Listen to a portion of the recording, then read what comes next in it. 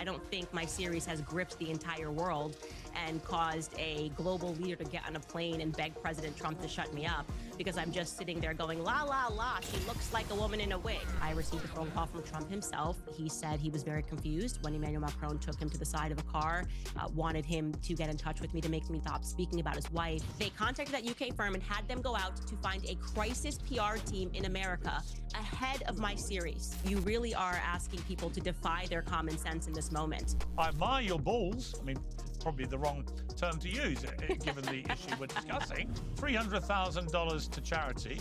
I say she's a woman. Are you prepared to take that bet? I am 1,000% prepared. Alexandria Ocasio-Cortez, who is packing stadiums in red states, by the way. That should be something that Democrats would want to latch onto. Part of the reason we're in this mess is because of Democrats like James Carville. Because she's going to talk about affordability and the issues that actually matter to people, not this like whole made-up culture war issue and extends to the national scale. Do you think that if J.D. Vance ran simply on trans issues and you had like a Gavin Newsom talking about affordability, do you think that people would actually vote for J.D. Vance in that election? James, you said last week that Democrats have to let this trans stuff go. What is your reaction? My reaction is that's up to athletic governing bodies. I'm just not into the 400-meter dash at the girls' track meet. Cannaboo, is Sydney Sweeney a Nazi? In 2026, certainly the issues are going to be the cruelty of grabbing brown and black immigrants in Home Depot parking lots. That's not what America voted for. Well, the massive lawsuit filed by the Macrons against Candace Owens is extraordinary and unprecedented on many levels. This is the world leader suing a US citizen for defamation in a US court. And the US citizen is not a legacy news brand or a business mogul, but a successful podcaster, which is a measure of the shifting balance of power in media.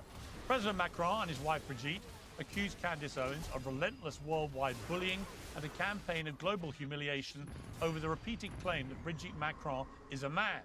Macron has tried other methods of warning Candace to drop the issue, including, she says, asking President Trump to call her directly, which he did. Well, so far, the main impact of the lawsuit has been to bring the Brigitte claims to an even bigger audience, with prominent coverage everywhere from NBC to CNN and the BBC. But many legal commentators reckon it's Candace Owens who ought to be worrying. So is she? Well, in a moment, I'll ask her, but here's a reminder of how we got here. I think you're a man. I think it's beyond obvious that we're born a man. You may want to split hairs about, well, I'm really a woman. I feel on the inside, young woman. An insulting wig that you're wearing. It's ridiculous. It's like you're laughing at us. What I'm saying is that you were born a man and you will die a man. It is very clear that Brigitte Trogneau existed. It is very clear that she was, in fact, the sister of Jean-Michel Trogneau. And I think that if I am guessing what took place here, Jean-Michel Trogneau took Brigitte Trogneau's identity at some point. It's plausible that Brigitte Trogneau got sick, that the real Brigitte Trogneau got sick and perhaps had a dying wish to help her brother. It's very early on, but I know that the process is supposed to be the pain, that they want to drag this out. I can't see them wanting to make it to Discovery.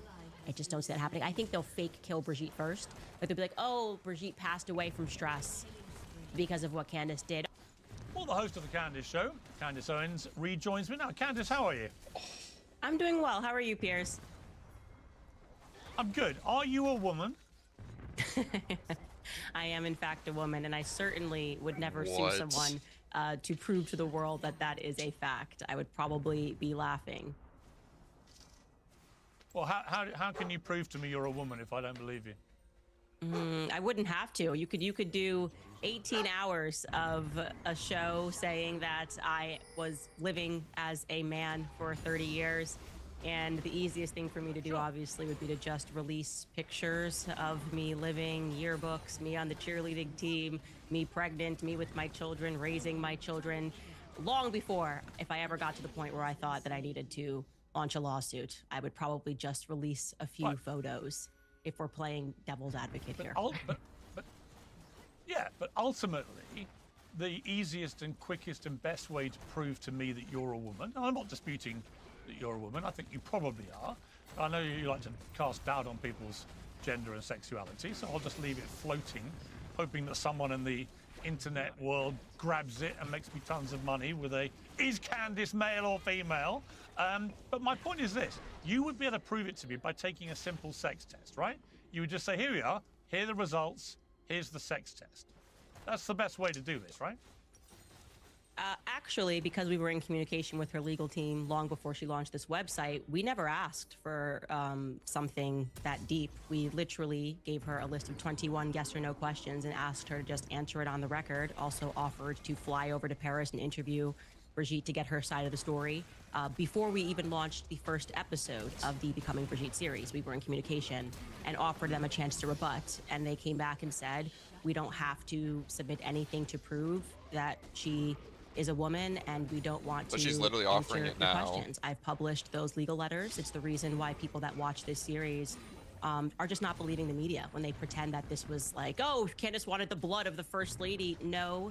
Also, she's not suing. Obviously, my series was based on a book entitled Becoming Brigitte that I did alongside the journalist who worked on the story for 10 years. She's not suing him for defamation, but she is suing him for cyberbullying, which is really, if you read through the lawsuit against me, they are misrepresenting the things that I've said, taking them out of context, and pretty much smearing me in the process by pretending that we asked something extraordinary by saying we won't run this entire series if you can just show us a few photos of you living in this 30-year period. Right. I think photos can be easily manipulated. We know that in the modern era.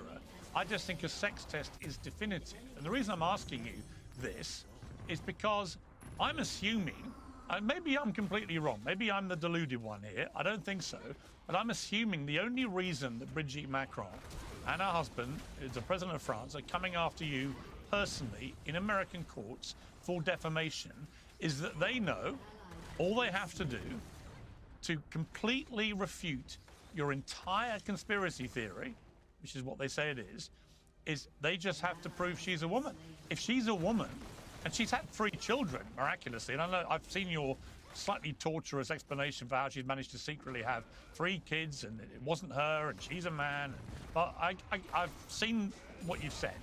But ultimately, if she proves she's a woman, which is very easily provable, your whole case just implodes, doesn't it?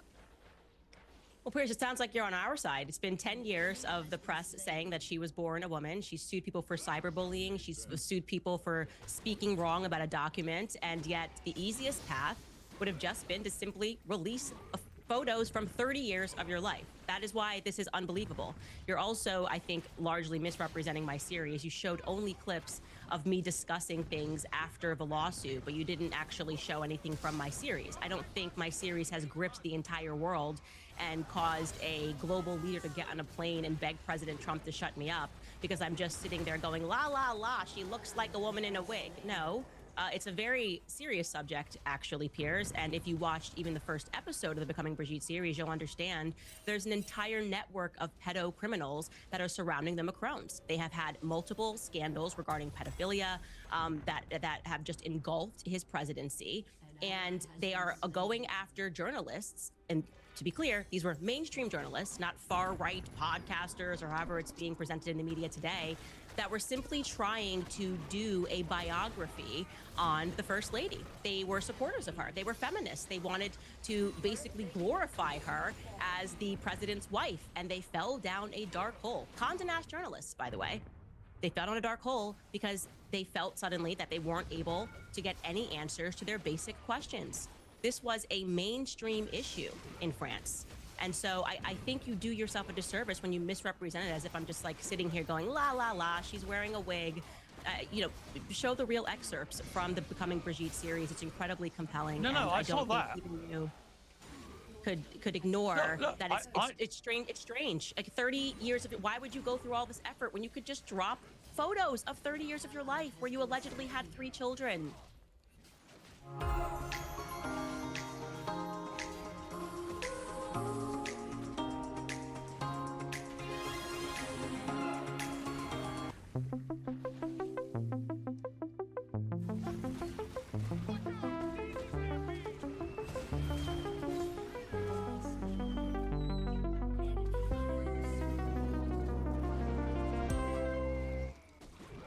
Where are your children, She by hasn't the way, allegedly in had 3 defending you? children.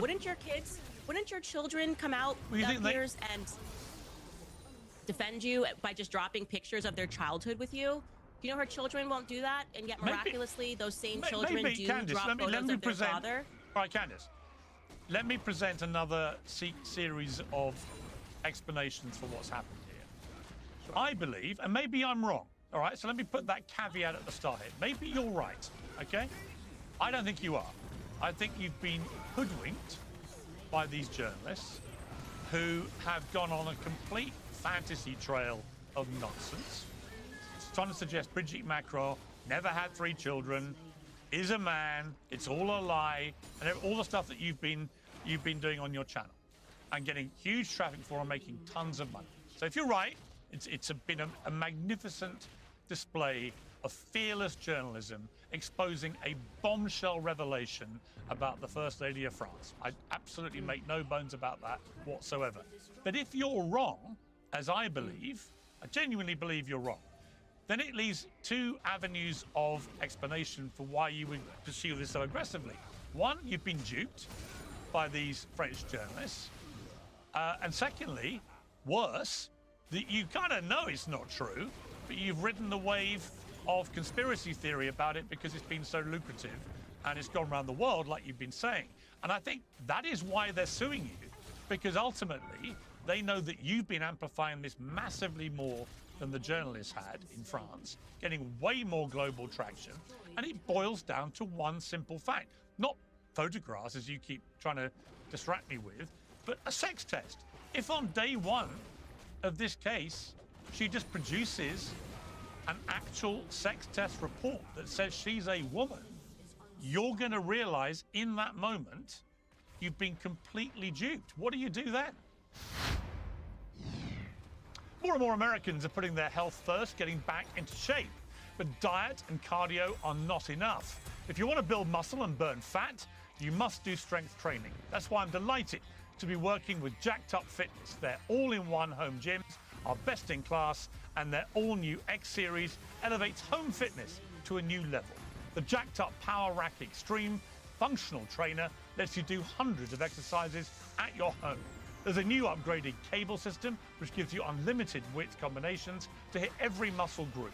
If you're new to strength training, they offer a completely free Get Jacked Up program with full body video workouts. Go to getjackedup.com to sign up for their free training program. And when you're ready to buy your own Jacked Up Power Rack Extreme, use the promo code PIERS, that's P-I-E-R-S, to save 10%. That's getjackedup.com, code PIERS. Okay, Piers, I'm not concerned about it because, like I said, it's been about 10 years Oh, and one more Brigitte could have done that bounce. at any moment. She's been in Should've multiple wins, lawsuits, maybe. involved in lawsuits, trying to shut journalists up. I mean, you really are asking people to defy their common sense in this moment. They know what has happened here. They know that we went to Brigitte before we started this series to get Brigitte's side of She's this. so We were in obsessed with contact with this, it's so Brigitte's lawyers, wild. the same ones that filed this case. We asked simple yes or no questions. We were not requiring a blood test. We were asking, can you confirm this is you in this photo from the childhood that has been produced, ironically, by a woman who was charged for forging documents. That woman's name is Mimi Marchand, and she was the first couple's PR person until she got in too much trouble for being a gangster and forging documents. They refused and declined to answer those questions. So, like I said, you are asking people at home to suspend their common sense and to truly believe that rather than answering yes or no questions, rather than maybe at first going after the author of the book, Xavier Poussard, who is a Frenchman, for defamation, that would be the first thing. Why don't you launch, at least at the same time, both of these suits? I'm going to go after Candace and Xavier Poussard. They are instead only going after me for defamation and not the person who sourced this entire quote-unquote rumor. There is, let me tell you, Piers, too many people who have watched this series, okay? They're watching your show now and they know that you are not accurately presenting what has happened here. But also, Piers, I think you are better than defending a pedocriminal network, right? And that's the biggest piece of the story, is how many people around them have gone down, publicly admitted that they were pedophiles and were involved in this campaign at the beginning. Even if you removed the allegation, which I believe from the bottom of my heart, like I said early on, I would stake my entire career on the notion that she was actually born Jean-Michel Dragnel. I believe that, right? And I'm willing to go through this because it's an important story about government deception. But even if you suspended that, you are right now defending a government that lied even about the beginning fact that it's of French their politics as quote-unquote well, love like, story, why in is she which so his fucking parents obsessed? removed him from school because of this creepy 40-year-old teacher who found a 14-year-old student to be sexy or attractive. This is wrong. Everything that's happening right now in France is wrong and it is perverted. And as a mother, I will stand up to this, and I am confident that we will emerge as the winners of this, because in America, truth is an absolute defense against defamation, and I am telling the truth. Yeah, it is an absolute defense. And I think there are perfectly legitimate questions about how their relationship started, the massive age gap, and the rest of it. I don't dispute that for a moment. But, you know, as you say, in a defamation case, it ultimately comes down to truth mattering. And it seems to me this whole case is going to be resolved in a very straightforward way, because the obvious way to prove that you're wrong and have been systematically lying about it, if you've been doing it deliberately or otherwise, but telling a lie about her, which has obviously caused an enormous amount of hurt, is if they just produce evidence she's a woman. Do you accept if they do that, your whole case disintegrates? Of course it would disintegrate. Well, first off, no, they would have to prove the actual malice standard in America, which would mean that we knowingly knew this. We went to them with questions and they refused to answer. That is very strange. You're saying you're a victim now because this series came out, and yet you had the power to stop the series when we came to you and said, we're not interested in telling any lies. We actually want to get to the truth of this story. And we asked very simple questions. Did you ever live as a woman named Veronique? I believe, yes, Brigitte Macron, before taking on the identity of Brigitte Dragnel, lived as a woman named Veronique. Why wouldn't you just answer that question and say no? If it gave you so much grief that this rumor was out there, why not respond to that effectively in the 10-year period that you had the time to respond to it? Okay, Brigitte is not a victim. Far from that, I believe Brigitte is actually somebody who has victimized Emmanuel Macron. Emmanuel Macron is pathetic. He's absolutely pathetic for letting this go on for so long. You could easily dispel these rumors. And like I said, we were asking for photos from a 30-year period of Brigitte's life. We were not asking for blood. We were asking for simple answer, yes or no. Could you show us some photos of you raising your alleged children?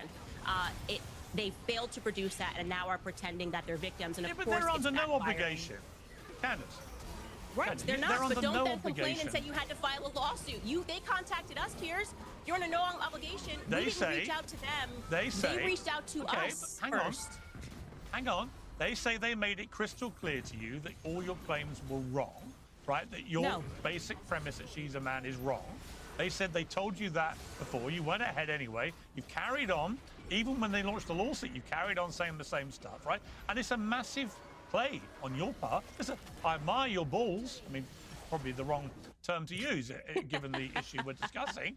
But I do admire your balls, right? Because you're going for it and you're doubling and trebling and quadrupling. Why is she so down. happy at that? But ultimately, your entire reputation is now directly linked, it seems to me, to whether Brigitte Macron is male or female. And if she proves she's a woman, where does that leave you? Introducing Penn Station's Penn Pairs for $7.99. A treat, oh yeah, of grilled subs paired with fresh cut fries. Your choice of... If she was going to prove she was a woman, she would have done it over the last 10 years. And like I said, they came to us first, and we said we will not publish this series if you answer questions, okay? So they were on the offense in that moment. I didn't go to them and go, I deserve a response to this. They had their lawyers email us speaking about this question. And so I have been completely honest and transparent with my audience. This matters to me because I'm a mother, and there are too many people around them that have been charged with pedophilia, many who have admitted that they were pedophiles, not even just pedophiles, incestuous pedophiles, people that molested their children that are surrounding them. Even the lawyers that they're dealing with are lawyers that defend pedophile and incest, preferring it to as happy incest when children are molested by their fathers. That's their current lawyer who has attached himself to this case in France, Eric Dupont-Moretti. Everywhere you look, you see a story regarding incest and pedophilia that surrounds this couple. I have presented that to the public. And if you are going to pretend that they have not lied, Piers, a couple of weeks ago, when Brigitte smacked Emmanuel Macron on camera on the plane, the Élysée Palace answered and said that it was Russian propaganda and that it never happened. They lie all the time. And it's very easy to lie in France. Did they actually where say they that have was laws Russian against speech and propaganda? laws against cyberbullying, and where journalists are afraid. It's not so easy to lie in America. I'm glad they brought this to my turf because now the French people are watching and cheering, knowing that this couple has lied to them from the very beginning. They are due for an exposure. And no, I do not believe that she is going to be able to now or willing to suddenly prove that she is a woman when she could have done that for the last 8 years. Okay, tell me about the phone call from Donald Trump in which he tried to get you to drop all this. Yeah, certainly. I received a phone call, and to be clear, this was on the very same day that Emmanuel Macron visited the White House, ostensibly to discuss Ukraine and Russia. I received a phone call at first from a third party saying that what I was told was that Emmanuel Macron, who was negotiating in good faith regarding an end to the Ukraine and Russia war, which would have required his signature on some EU stuff, was holding up stuff because he wanted Trump to speak to me. To get me to stop talking about Brigitte Macron. Again, very odd measure when we already said that we would stop speaking about Brigitte Macron. If you had simply answered our questions, you could have stopped this. And then the next day, or maybe it was within 48 hours, I received a phone call from Trump himself. He obviously was not following the series. He is not someone who I think watches a bunch of podcasting shows, but he said he was very confused when Emmanuel Macron took him to the side of a car and brought this up, asked him if he knew him, asked me to stop speaking about his wife, wanted him to get in touch with me to make that happen. Again, that's an extraordinary effort for a state leader to get on a plane and speak to another state leader to shut up a podcaster in America. Those stacks. That's when so bad. all you have to do to dispel the rumors is to tell the truth and answer the questions. It's so easy. It's so easy to do that. I would never let it get to a point where I had to sue what did you say to Trump? Podcaster in France. Well, I told him in the short run while they were having those negotiations that I wouldn't say anything, which is why we didn't report on it for, I think it was about 4 months or 5 months later. And that then afterwards, once they were done having those discussions, that I would reach out again and tell the person that I was going to speak about it publicly on my platform, because obviously I believe in free speech. I mean, it's a fascinating situation. You've got a world leader coming after a podcaster. That, on its own, is fascinating.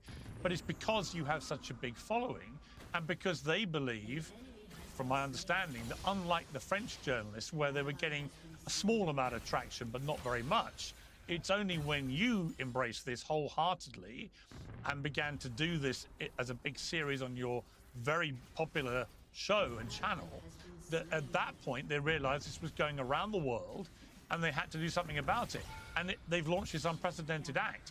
I just can't, I mean, look, again, I might be wrong, but I cannot imagine a scenario where the president and the first lady of France launch an action like this unless they are 100% certain that they are right, that she is a woman. Okay, then can you Why would they answer take the why? risk? Because you're saying it's because I'm big. They've gone after small journalists, right? They just lost in the upper courts against the initial journalist that brought this forward for defamation. If you lost this on your home court, why would you take this lawsuit overseas? It doesn't make any sense. Right? There had to have been some evidence presented, which they only presented an expired ID, which is completely ridiculous, an expired voting ID. So you're telling me that you're not going to go after, you lose in the journalist on your home court, but you take this now overseas because I'm a bigger journalist. And to be clear, Piers, Xavier Poussard, they did launch a legal action against him on the same day they launched a legal action against me, okay? But they're not suing him for defamation. They are suing him for cyberbullying. So I got all of my information sourced from Xavier Poussard's book. I did a presentation on Xavier Poussard's book, and yet you don't go after Xavier Poussard for defamation, and he lives in France. Why is that? The answer to that question is because Xavier Poussard has been on the offense against them.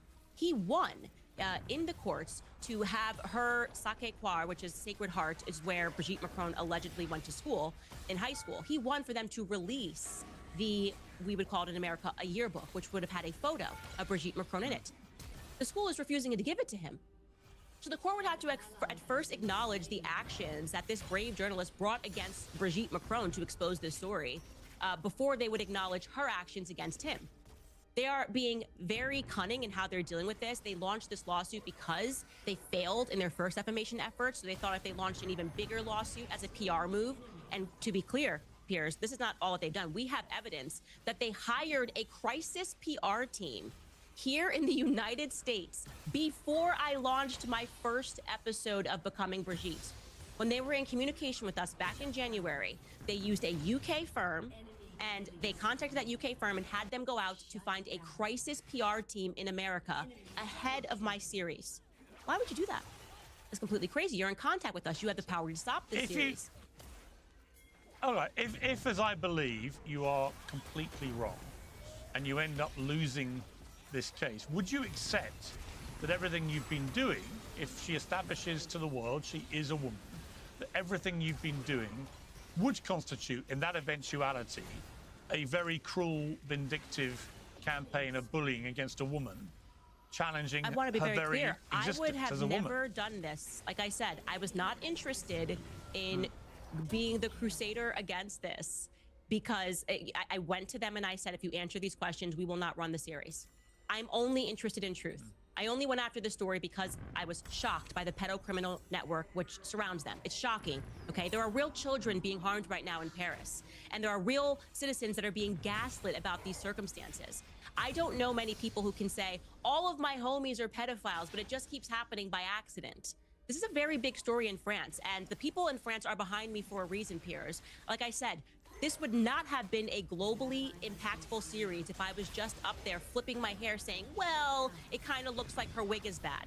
We presented a lot of evidence. Xavier presented a lot of evidence, and I believe in my heart of hearts that she is not only a groomer and a creep for the relationship that she began with Emmanuel Macron when he was just a student and 14 years old in that play, but also that they are liars that are leading this country, France, down the drain. Truly, I believe this in my heart that Brigitte Macron was born a child, actually not a man, but born a male named Jean-Michel Tragneau. And everything that they have done has only further led me to that conclusion, because they are not behaving as though truth is on their side. You don't try to silence journalists. Well, last time we discussed this on Uncensored, I bet you $150,000 that you were wrong and that she's a woman. On X, when we discussed this further, I doubled it. This is for charity, to $300,000. You haven't accepted that yet. So right now, $300,000 to charity. I say she's a woman. Are you prepared to take that bet? I am 1,000% prepared to take that bet. I actually didn't see your tweet, or I would have accepted it live. So we can totally accept that bet. Okay, I believe Brigitte Macron is a male, and that they will not be presenting any evidence to the contrary, because they would have done it already. Okay, Candice, I appreciate you coming on Uncensored. I think you're completely wrong, but we shall see. I think the great thing about this action is we're going to get to the bottom of this extraordinary story. Thank you very much indeed for coming back on. I'll be back to get my money, Piers. We shall see. I'm very confident. Now, everybody knows how much I enjoy my tea, and I'm very happy to say that today's show is sponsored by Peak's Pure Fermented Teas. These are not your average brews. They're sourced from 250-year-old wild trees in the Himalayan foothills, which are untouched by modern farming. No pesticides, no fertilizers, just nature at its best. Pure delivers a full spectrum of prebiotics, probiotics, and postbiotics, just like the fermented foods found in longevity hotspots. It comes in crystal form, so there's no messing around. Just dissolve, sip, and feel the difference. It's trusted by health experts, including Casey Means and Dr. Mark Hyman. There's teas for all occasions, and they all support your gut health, metabolism, and cellular renewal. The next time you put the kettle on, ask yourself, is my tea working as hard as me? Peak's Pure Fermented Teas, for the gut of a Brit and the longevity of a Himalayan monk. Get 20% off for life, plus a free frother and glass beaker with the Pure Bundle.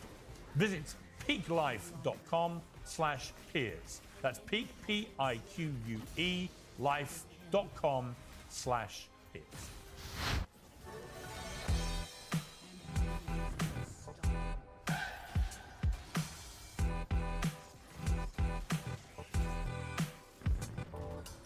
When I was young, I was forced to live without my mother and my father. I was raised by my grandmother. And to have the mental strength of every single day, waking up, fighting in the neighborhood, grinding, going through different obstacles, without the mental strength, it would not have been possible. If I had better help back in my day when I was going through those struggles with my mom and my father not being there, it would have really helped me. Then I can tie that into my NBA career. I had multiple knee surgeries. I was a top player. President Trump's approval ratings are not in great shape, but US conservatives will take some comfort from the fact that Democrats have never been less popular. All major pollsters have the party at record lows. They've no leader, and the public doesn't seem to like any of the people who would like to be. Democrats at this point are historically divided. It is a complete and utter mess. It is messier than a hoarder's basement. What are we talking about here? The national early poll leader, 25% plus. Normally, that's where Democrats are. Biden was at 25% plus in 2020. Hillary Clinton was in 08 and 16. Gore was in 00 and 04. At this particular point, there is no one in the Democratic race for president who's polling at 25% plus. The water is quite warm. If you're a Democrat potentially thinking about running in 2028, jump right in, because at this point, there is no front runner. Well, we're now a year on from the brat summer and 9 months on from the presidential election. But the Democrat currently being talked about the most is Kamala Harris. I feel like these She's announced midterms she cannot won't run go to be well. governor of California, perhaps because she still has one eye on a loftier office and she's back with a new book. I mean, there's a lot of personal stuff in the book. I mean, poor Dougie.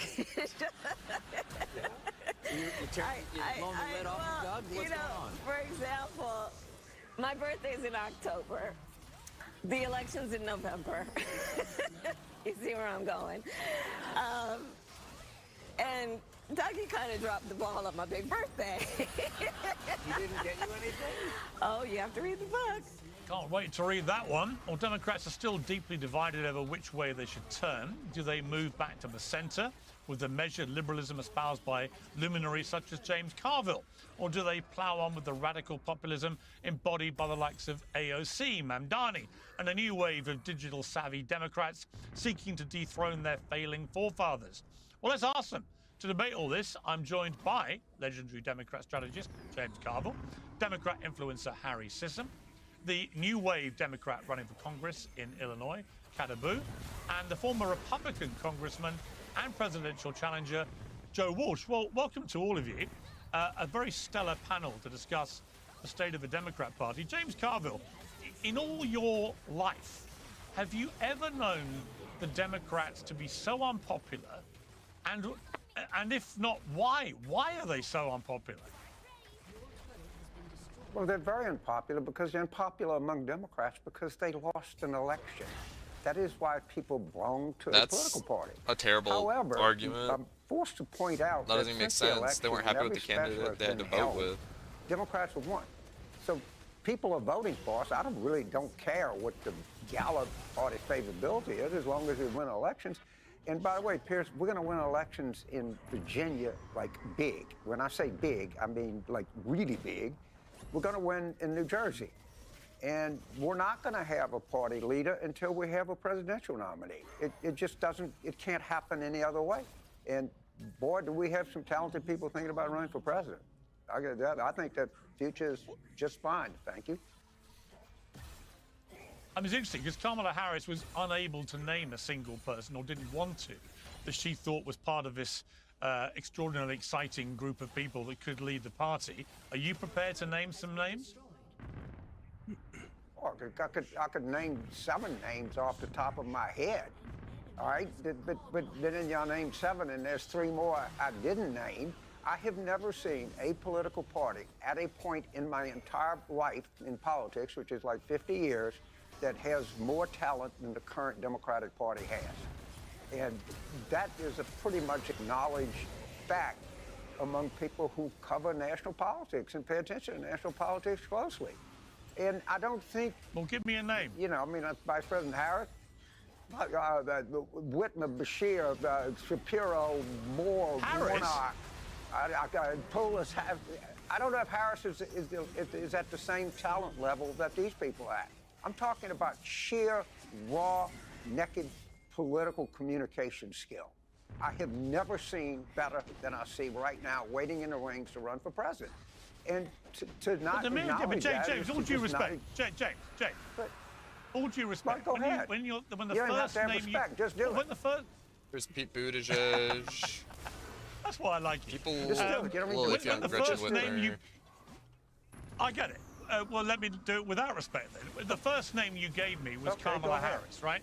I watched her on Colbert, and I witnessed two of the reasons, actually, why the Democrats are in such disarray, and also why late-night television is in such disarray in America. I don't The think second Harris part was the is first because name I gave. it was.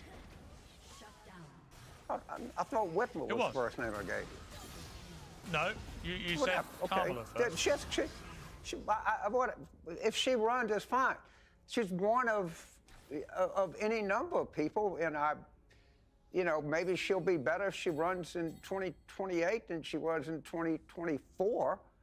But I would not consider her in terms of expert. You're forcing me to say this, but it's like, can you not acknowledge the fact that Trump is the only person who apparently managed to get through the threshold of getting elected president while being a convicted felon? Like, who else can make that claim? I'm not saying it's perfect. I'm not saying he's like a hero, but come on, like, you gotta admit, that's impressive. I mean, a guy who basically like led the charge, like into the election infrastructure of the country, tried to overthrow it, facing charges against it, almost got arrested, was kind of like absolved of these charges, came back to rule the government, took over. I'm describing Hitler right now. I'm not joking. That was like this is like his story, like into politics. Sorry, very nervous, but I've been a fan of yours since 2010 and StarCraft 2, so this is... Jeez, 2010. Yeah. All right. StarCraft 2. Damn. And you're still a Trump supporter. Where did I go wrong? Yes, but I will mention I am a registered Democrat. However, if I did vote... Closer to the mic there. Sorry. Yeah, thanks. I did vote. If I had to choose between Kamala and Trump, I would have voted for Trump.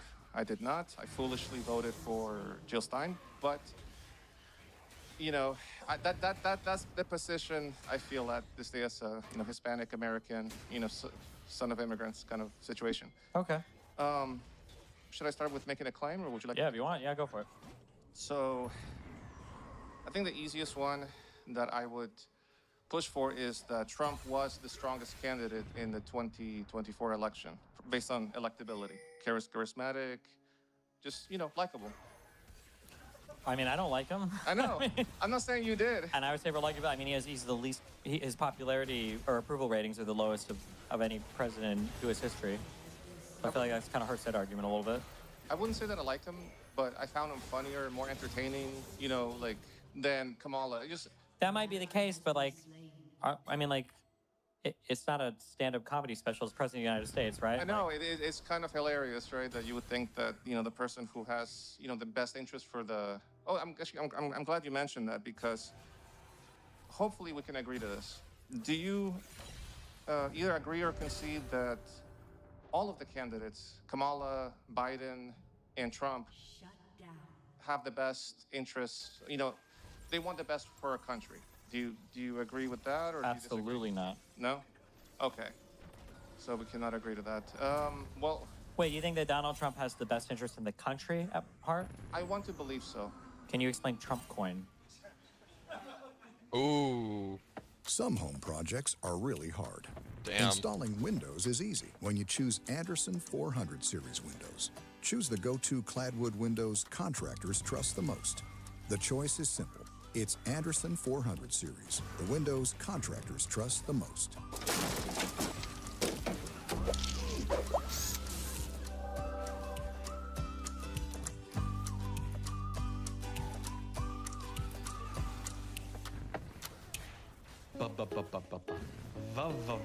Some dialects are harder than others depending on where you are from.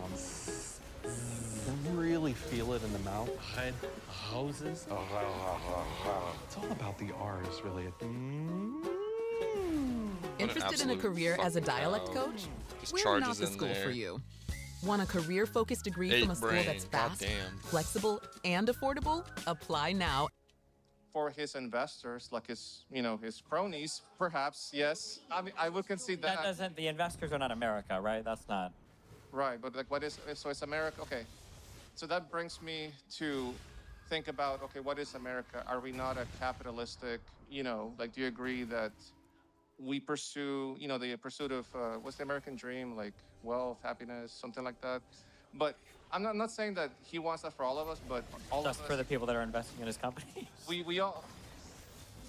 Wait, and I'm gonna go to immigration after this, but I guess my response to that is it not like the American dream to have the opportunity to accumulate wealth for yourself and for your children as immigrants or as... Yeah, it is, yeah. Just a little closer to the mic there. Sorry, Yeah, sorry about thank you, thank you. So, do I believe that Trump represents... I'm not saying he's perfect, but does he represent the American dream? Oh, No, that's for everyone. We can debate that.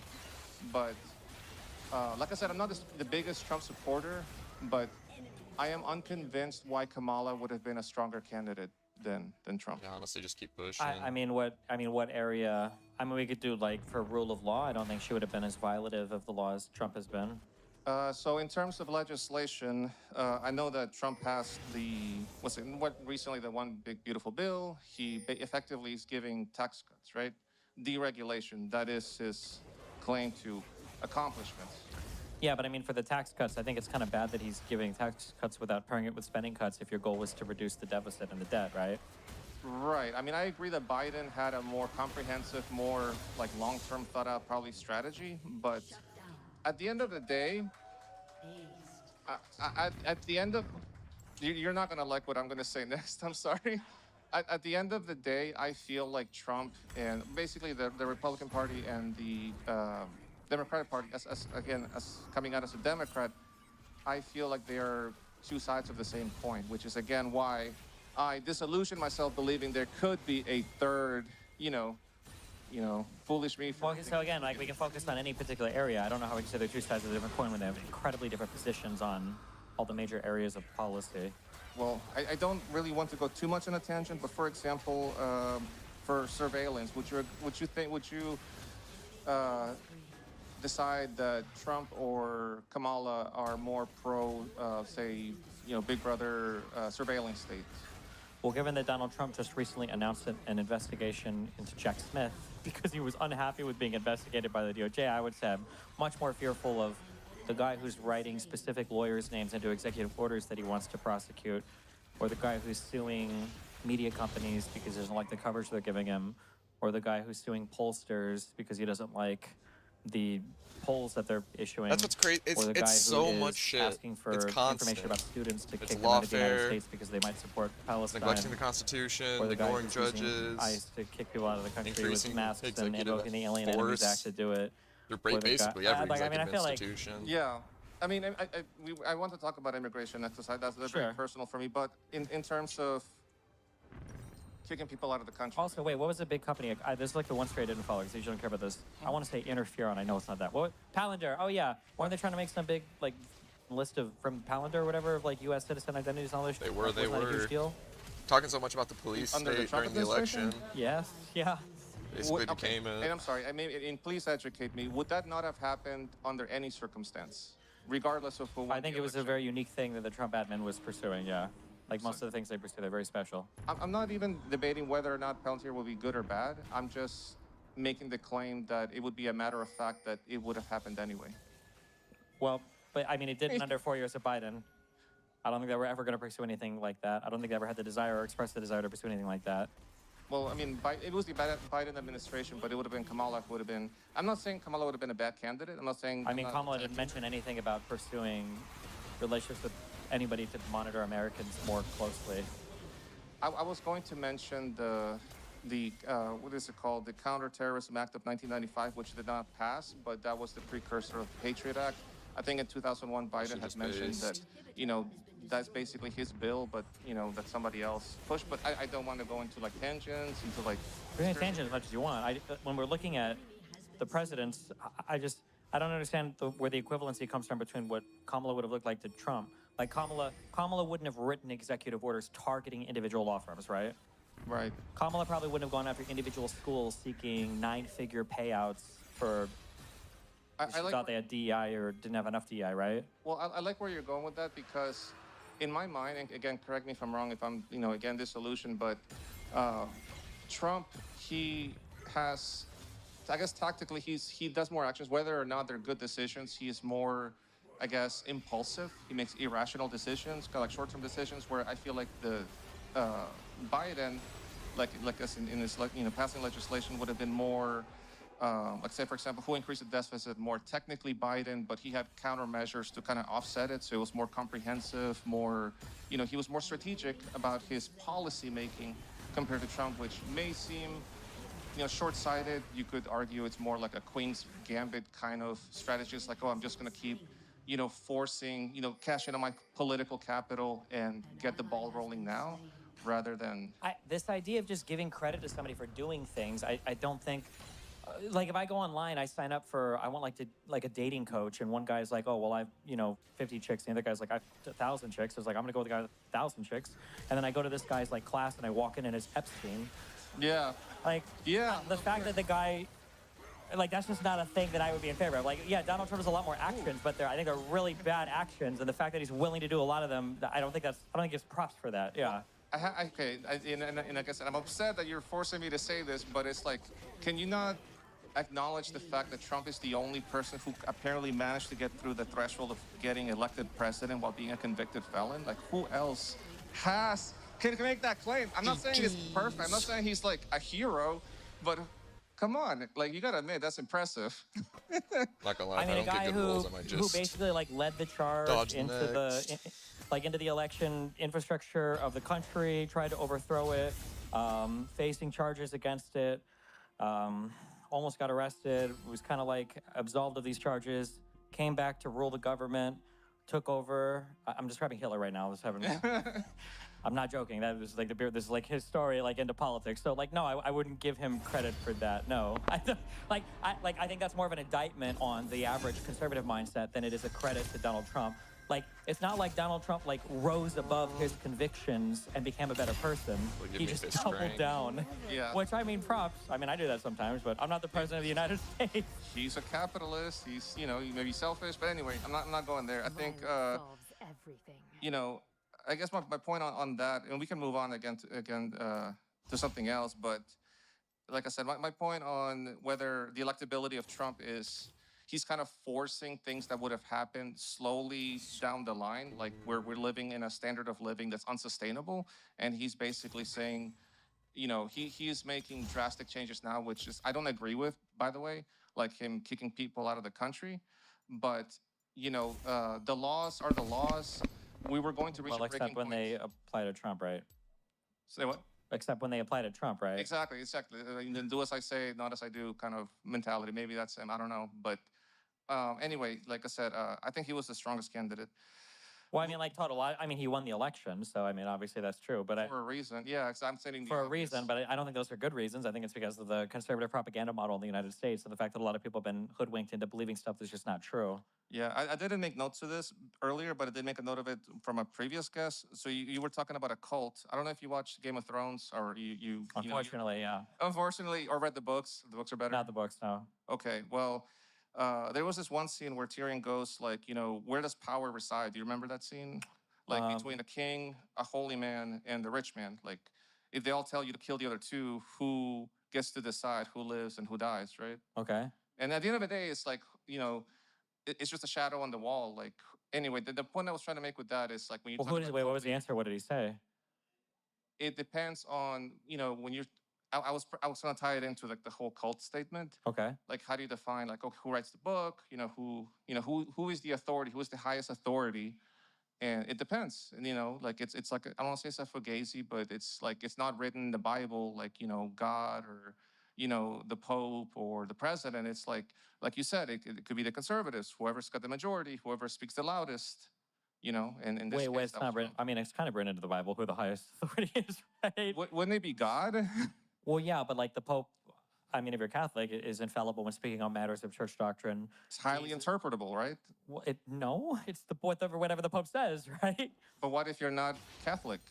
Then you're not really religious, because as a Catholic, I don't agree with. I respect your religion.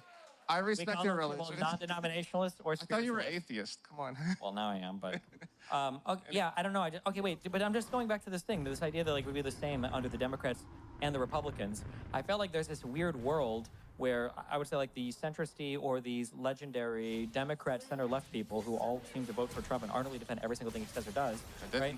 Where they say these things where they're like, oh, I think it would have been the same for both of them. There is there's a thing, people say that like if you want to make a decision between two difficult things, then you should flip a coin. And then as the coin is in the air, however it lands, you can tell like what you actually want to choose based on how you want the coin to land. You might not know that until you actually flip the coin, and then as it's flipped, you're like, okay, God, I hope it lands heads or tails, you know? If Donald Trump would have won, and all of the people that were kind of like indifferent toward, or they said they were indifferent towards the outcome, you know, yeah, both sides are the same anyway. If Donald Trump would have won and they would have been like, yeah, I mean, yeah, well, we'll see how it goes, then I would have believed that.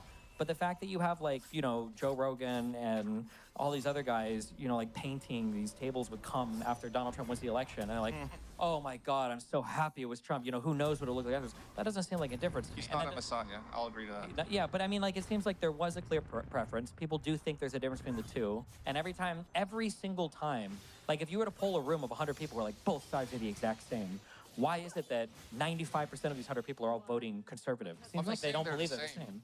I'm not saying they're the same. I'm saying long-term, the outcomes based on policy, kind of like the direction the country's moving culturally, which I agree there's cultural problems, it would have been generally in the same general direction. Like we're all going north, not taking the same roads. We might, deviate. We might, I don't think there's any road where the United States was terraforming islands of penguins under a Democrat. Yeah, probably. So I don't again, probably, yeah. No, I will concede that. I mean, like I said, I don't think there was any road where a Democrat was talking about invading Greenland.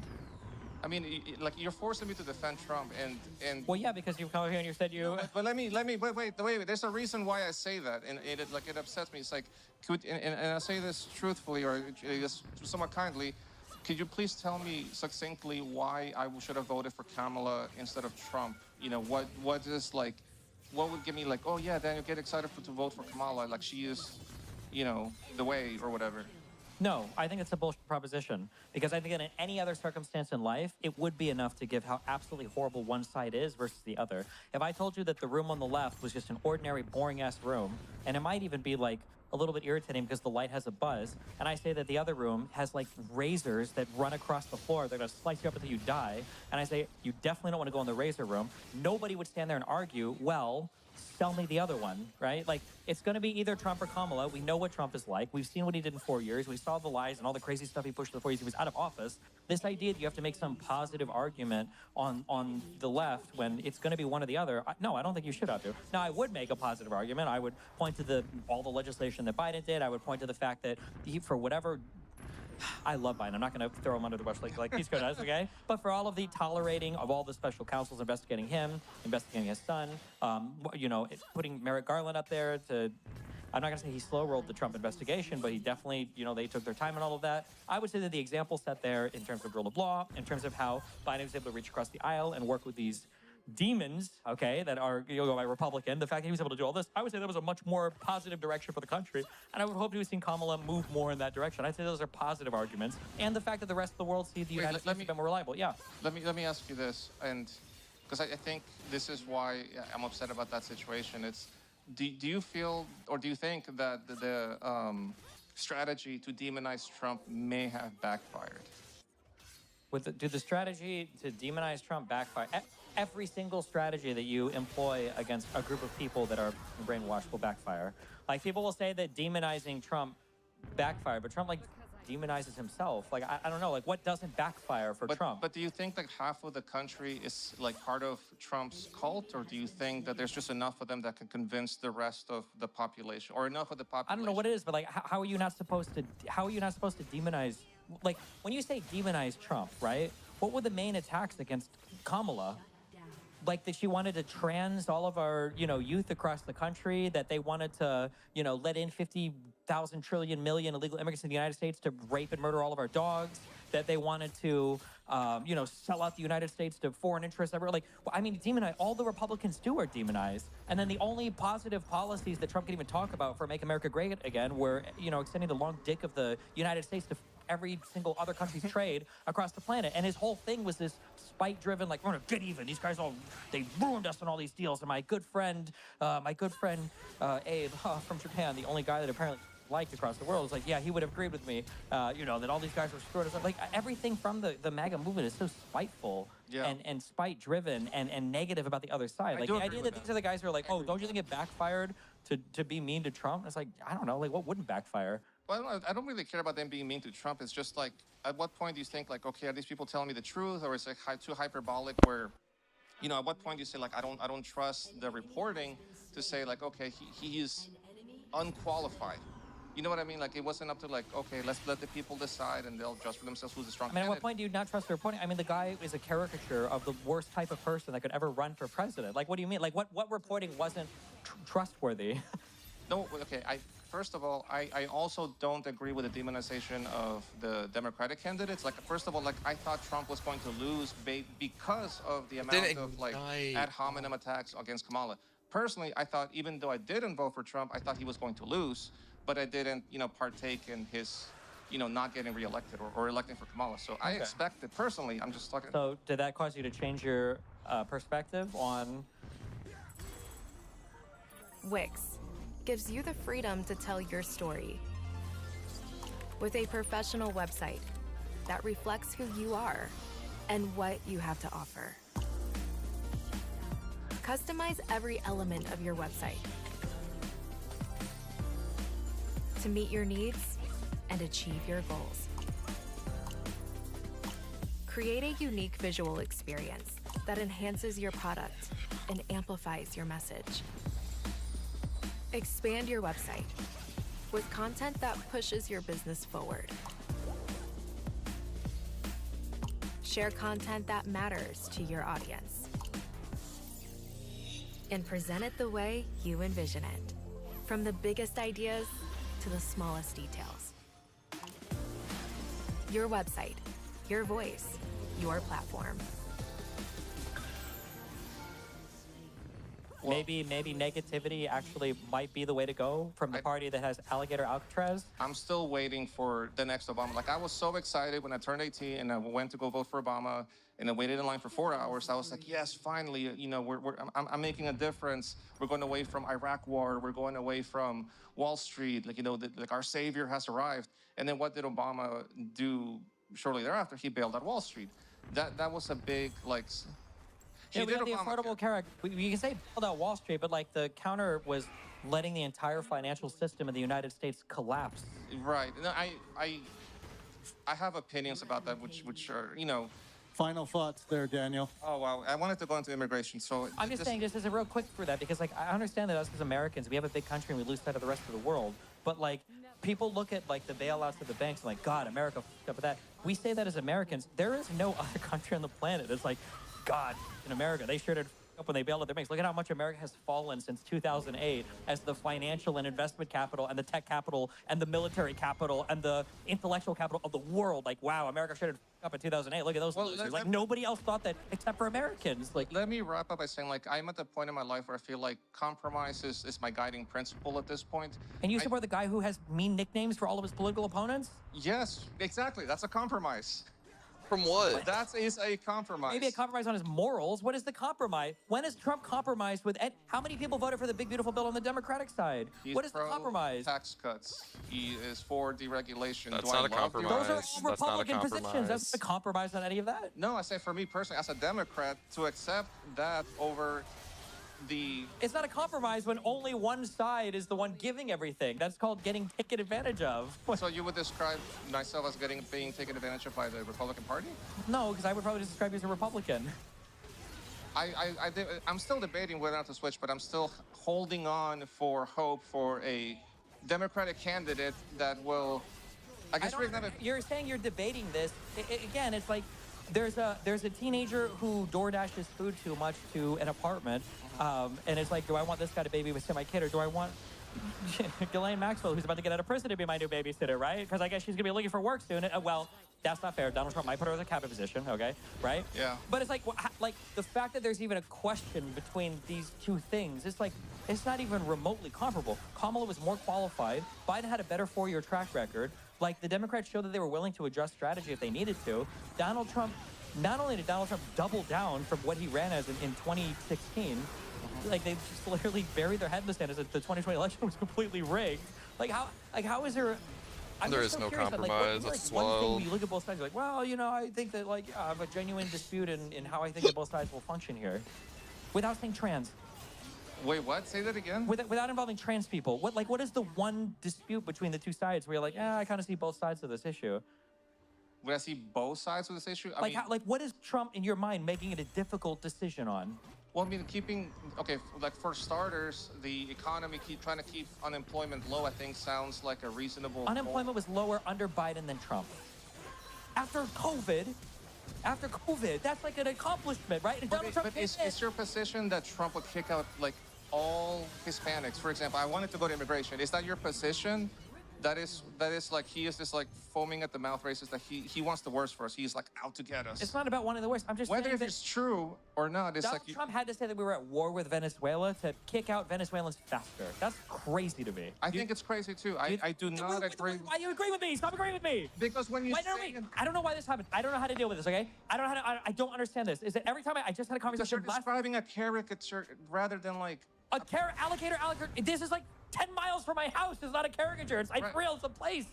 Do you believe that the president should enforce immigration laws? I mean, I'm not trying to say how he implements it. I'm not even going there about like, okay, he's like, you know, he's racist or he hates brown people. I'm saying like, it's not. I don't understand. It's part of his job. Here's what I don't understand. Okay, I had a conversation yesterday with a very nice guy. Okay, Ryan, I love him, lawyer guy, cool dude. Every single position that I bring up, it's like, okay, I agree Trump is appropriate here. I agree Trump is appropriate here. I agree Trump is, I agree Biden was better here. I agree Biden was better here. I agree Biden was better here.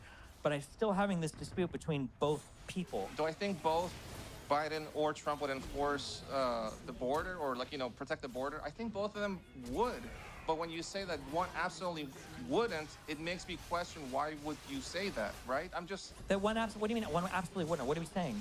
I'm saying that both of them have the responsibility to secure the border. Yes. Now, when you're saying that one of them wants to deport us brown people because he hates us, I'm like, are you being genuine about that, or are you... I don't know.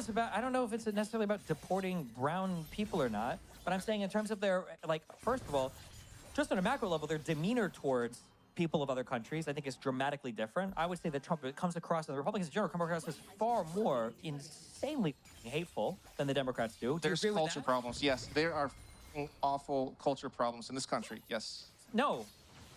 No, but... No, wait. I didn't say in this country, and I didn't say culture problems. I said that the Republicans and Donald Trump and his administration come off as hateful about certain types of immigrants, right? I would entertain the idea that that is a possibility, yes. What do you want me to say? Because then the logical next step is to then compare that to the Democratic Party. If Biden would have created something called white re-education camps and thrown white people into there to wokeify them, would you be saying, That's bad, yes.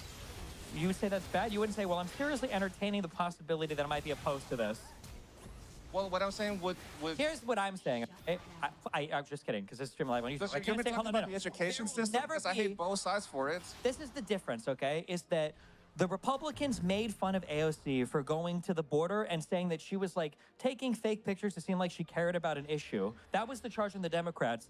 And the Republicans are pushing out videos with, like, Punisher music with Navy SEALs, or they're sending people like Nancy Mace, okay? Half this woman's face is paralyzed from Botox, okay? She doesn't know anything about, she doesn't even know what habeas corpus is when questioned in front of Congress. She's taking video in front of Venezuelans locked in cages or people that were deported from the United States locked in cages behind her doing these, like, badass videos. That difference there does that not come across? Like, I got to ask, I don't know if you immigrated, like, later in life or if you were born in the United States. I was born here, but my parents came here. Okay, does it not bother you that the administration holds that view of people from other countries? From countries your parents? It would bother me, like, at a personal level, but, like, on a policy level, like, if you say, for example, for inner city schools, right? Like, say today I was out there handing backpacks, trying to volunteer, trying to make a difference in my local community. It's like, would I be better off with the Democratic or the Republican Party? It's like, how is that going to impact me today to make a difference for kids going to school and getting an education and being more, more functional members of society? Okay, I'm curious. I'm gonna say, okay. So at a local level. I'm gonna, okay, a local level. Let's say that I mask and I don't show you the names, and some guy says, and he comes out and he says, I think that we shouldn't be funding lunches for school children. Do you think that's a Republican position, or do you think it's a Democrat position? To be honest, personally, perhaps I'm ignorant, but I don't know.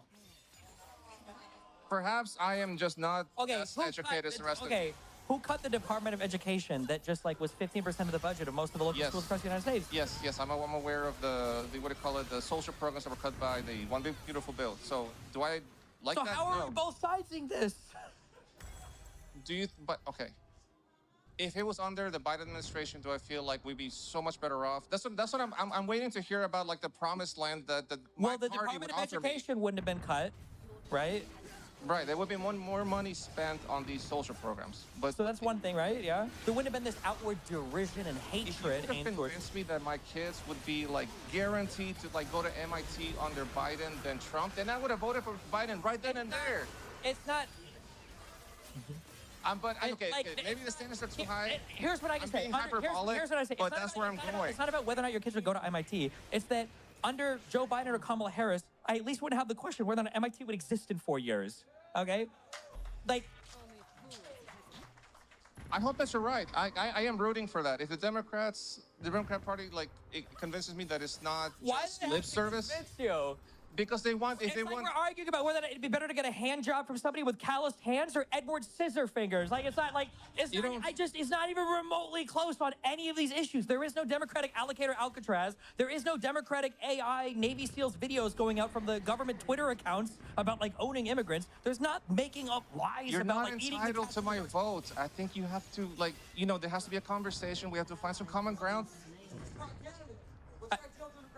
Better than Kamala. Kamala was not good enough. So Kamala she was a DA, she was a California Attorney General, she was a senator, then she was vice president. What more did you need, or what else did you want to see from a candidate? Maybe it's not qualifications. What else do you want to see? For myself, I hate to say this, but it would be, no, like I said, it's not a great answer, but she was not charismatic enough, which makes me kind of ashamed to say that, hey, maybe she wasn't funny enough, maybe she didn't crack enough jokes, maybe she wasn't like, like... If you say, okay, wait. If we say charismatic, okay, isn't the point... Unfortunately, that has to do with the electability of a candidate, does it not? If that's what the American people want to elect, sure. I, myself... isn't it more important to have like a qualified leader than just the guy who can crack the best joke? 100%. So then why? I just don't understand. I'm still trying to. I mean, okay, even if I can see that all your points are correct, I still have hold on, we don't even disagree on anything so far. I have to wake up and be like, I'm going to vote for Kamala. Like that still has to happen mechanically, right? Yeah. So that did not happen. I mean, I'm sorry that I didn't vote for her. I'm trying to figure out why. Like, what was missing? I did not feel that she was the strongest candidate. I mean, that's what I said at the very beginning. Because she had the best jokes? Unfortunately, she just did not appeal to me. I don't know how else to describe it to you. Yeah, but I'm trying to figure out how. If you want to go by policies, I never listened to her long enough in her debate for me to actually pay attention to. But Bill Clinton convinced me when I saw his 1990 debate with, George W. Bush Sr. And when George W. Bush was saying, oh, you don't understand the macro level. And then Bill Clinton came out and said, if there's somebody who got fired, I know them. He related on a personal level on live national television. I didn't see that in Kamala. Do you feel like Donald Trump, the billionaire real estate mogul from New York City, relates to you more than Kamala Harris? Not really, no. But more. I mean, sorry. Yes, the last thing you said compared to Kamala. Yes, unfortunately, that's how I feel. In what way do you feel like Trump relates to you? I feel like he is more direct. What? I feel like he's more direct to the point. Like he is more blunt. Like he doesn't BS. I feel like with Donald Trump, I feel like hold on. What? I feel like Donald Trump BS's on every point that he talks about. Well, he's a better BSer than Kamala. That's all I would say. But it's so apparent that it's BS. Either one of them? No, but to one's a better BSer than the other. He continues to promise Medicare, I mean, I don't know what else to tell marijuana, you. Stop, Joe. Hey, border calm it down. wall, Would you like me to lie to you? protecting I guess- privacy. Yeah, I guess I don't know what the.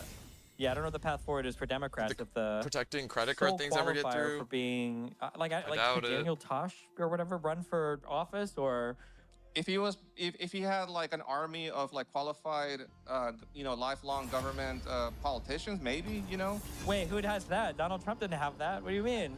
Because he probably fired them. I don't know, like. All right, That's why I said he's final like a thoughts Queen's there, Gambit kind Daniel. of guy than. Do what? He's more that's why I said he's more like a Queen's Gambit kind of guy than what's the other one? Like more like a traditional opener, like more strategic. Like I said, he's more like speaks from the gut, and maybe he doesn't really think through his positions. I don't understand what the gambit is that we're playing here. What are we? He sacrifices pawns all the time. That's probably why he gets rid of people like who don't. Yeah, but he doesn't. Like I'm imagining playing against I don't know. I'm imagining playing against like a chess master, and I'm just like sacrificing every piece, and I'm like gambit. Like gambit implies like a risk for some reward. Donald Trump just loses. So you think he's not that smart of a guy? I mean, that's what I'm saying. Like you think I think he's like, fucking retarded. Yes. Okay. Like for instance, so you talk like here's like this is the easiest thing I ask is like so we say that he's like this guy that like does all these gambits. I don't think he's a genius. Sure. Okay, that's an understatement. But like, can we think of a single one deal that he got in the 5 years that he's been president that we thought all this gambiting stuff was worthwhile for? Well, I mean, somebody had mentioned the tariffs. I'm not supporting the tariffs, but okay, we don't have any deals from that yet. Just one thing. He had 4 years as president. He's attempting to do it, but I'm not saying it's a good decision. What about his first term? What was the one? Was there any amazing, crazy, good gambit deal thing ever? It's only going to be the tax cuts, which is going to be kind of obvious. Going to be kind of like the one beautiful bill, which I mean, it seems like low-hanging fruit. Why wouldn't he do that? So tax cut. Well, hold on, wait. So tax cuts were not an amazing gambit. That's just the standard Republican position. Right. But I was saying it was a short-sighted move. No. I'm saying he has this reputation of being this amazing deal maker. I don't know what deals he's made. I can see that when he cuts social programs like Medicaid, like millions of people are probably going to get cut. That's what I'm saying. I don't think he is acting like long-term, but he does make decisions. I mean, I don't understand. He makes decisions. I feel like we're having a meeting of like a school like IEP for like a retarded student. And we're like, today he walked to class without falling over and hitting himself in the face. And then he wrote all over the piece of paper, which is good. So what's your explanation on why he won the presidency? How did he is it because people are just that cult-minded? Yeah, right now, yes. Yeah, I think that's the issue. You think I'm a cult supporter? Really? Yes. Well, because I'd ask you after everything we've talked about, right now you would still think that we did a better job choosing Donald Trump over Kamala Harris. Right now, yeah? I mean, do I feel convinced after speaking with you today that I'm more No, that like right now, if you could go back in time and say we should have had Kamala Harris instead of Trump as president, do you think that's true, or do you think we were better off still, despite everything that's happened, for Donald Trump being president versus Kamala Harris? Are you saying that we'd be better off with Kamala Harris? Is that what you're saying? Right now, yes. I don't know. I mean, I don't know. Like, I hope so, but I don't know. Like again, like if you want me to like say what you want me to say, no, I will he say has a so, lot of but I don't don't knows believe for it. someone. It's not saying, I just don't even know like on what singular possible firm person he's voting position we for. could possibly say that maybe immigration to the border, maybe. But even at that, Biden showed a willingness to support like legislation at the end of his term that would have gone way further than the single executive order that Trump signed. Like, I don't understand how we were so afraid. What were we so afraid of? I'm just curious. What was like a worse outcome? Give me like the top two things. You're like, okay, Kamala Harris president, this is what's going to get fucked up. Like, what would we get so worried about? Worried about Kamala or worried about Trump? Kamala Harris, if she would have been elected, what are like the top two things you're like, oh, this could go really bad? This is going to sound probably bad at this point in time, but I feel like, no, not trans. Do you believe that Trump is the strongest Israel supporter candidate? Yes, he is. Trump is the strongest Israel supporter. Okay, and do you support the support of our ally in the Middle East? I support our ally in the Middle East. I don't think we need to be supporting everything Netanyahu's doing unconditionally right now, though, no? Yeah, I would agree with that. But then how do you agree with Trump? At that point in time, during the election, you think that Kamala would have been a stronger Israel supporter than Donald Trump? No, I'm saying the opposite. Yeah, so wouldn't Kamala have... At that point, I'm talking about during the election season. I'm talking about... No, but I'm saying right now, I'm saying what would have been a concern for Kamala Harris versus Trump? Do you think that Kamala would have pulled the plug on Israel completely? No, that's not what I'm saying. What I'm saying is that Trump went on record saying, like, there is no stronger supporter to Israel than I. that point in time, he said that like I said, his convictions, even if they were false, the messaging was there. So hold on. So the strongest issue that you have, you're not Israeli, right? Just making sure. I am not Israeli. Okay, Why would I be... So the strongest thing that we would have worried about under Kamala is that if she was elected, she might not have supported Israel strongly enough. Not as strong as Trump. I think that was the claim, and I believe. But that would have been one of your top issues where you're like, we fucked up. We didn't help Israel enough. I'm giving you an example. You're pushing me to say, like, No, I'm not just, I'm asking, okay, let's pretend that we didn't do it. I'm just asking, okay, hold on, 1%. I'm just asking, like, what is your top 1 or 2 issues? Not just, don't pick a random thing. Immigration. I said that. Okay, so the fact that Biden was willing to fully support a piece of legislation that would have incorporated what Donald Trump did as an EO and then gone much further, that wasn't a signal to you that, like, oh, well, maybe Democrats could do, like, better as well. Do you think it would have been just as bad? They wouldn't have done anything on the... Immigration reform, that's what I'm saying, it would have inevitably happened. There would have been a breaking point. The laws needed to be enforced at some point. It needed a comprehensive resolution. Well, none of this happened under Trump yet, and it's not going to happen in 4 years, right? Donald Trump will not, there will be no comprehensive immigration legislation by the end of Trump's term. I don't think it's a net benefit that he's spending more money on ICE, than supporting the people who, like, grow our foods, do these, like, really important jobs that, immigration overall is good for the country. That's what I believe. I know. This is gonna be crazy. I know you're gonna, like, what I'm saying is that this was gonna happen under whoever was president. He's basically forcing that to happen now. Why do you think that? Because unfortunately, he is taking a position where, like, a lot of people's, I don't want to say racism, but a lot of stuff is coming out that would have. There's no, like, hiding, like, oh, like, I wonder what they really think. It's pretty much out there right now. That's how I feel about the situation on immigration. And do you think Donald Trump makes that better or worse? I don't know. That's what I'm saying. In the long run, okay, fine, I will answer. In the long run, it will be better because it is better that this happens now than in the future. Because it would have gotten progressively worse. It would have been like a boiling frogs kind of situation. Any final thoughts there, Daniel? Hey, I'm sorry. I hope I made some sense. It's a pleasure speaking with you. No, you guys. I'm still waiting for some love to Daniel. This is not easy to get up here and do this. I pray for a Democratic candidate. Great work, Daniel. Thanks, for the combo. Unleash the power of precision with Diablo's Wood Demon Ultimate Polish Finish Blade. Diablo's axial shear face grind is designed to slice through material effortlessly instead of chopping. With less resistance, every cut is ultra smooth, leaving behind a flawless polished finish. Diablo's double-sided grind tooth geometry takes it a step further, producing a finish that rivals 220 grit sandpaper right off the saw. When every cut counts, there's only one blade that delivers the perfect finish. Diablo's Wood Demon Ultimate Polished Finish Blade.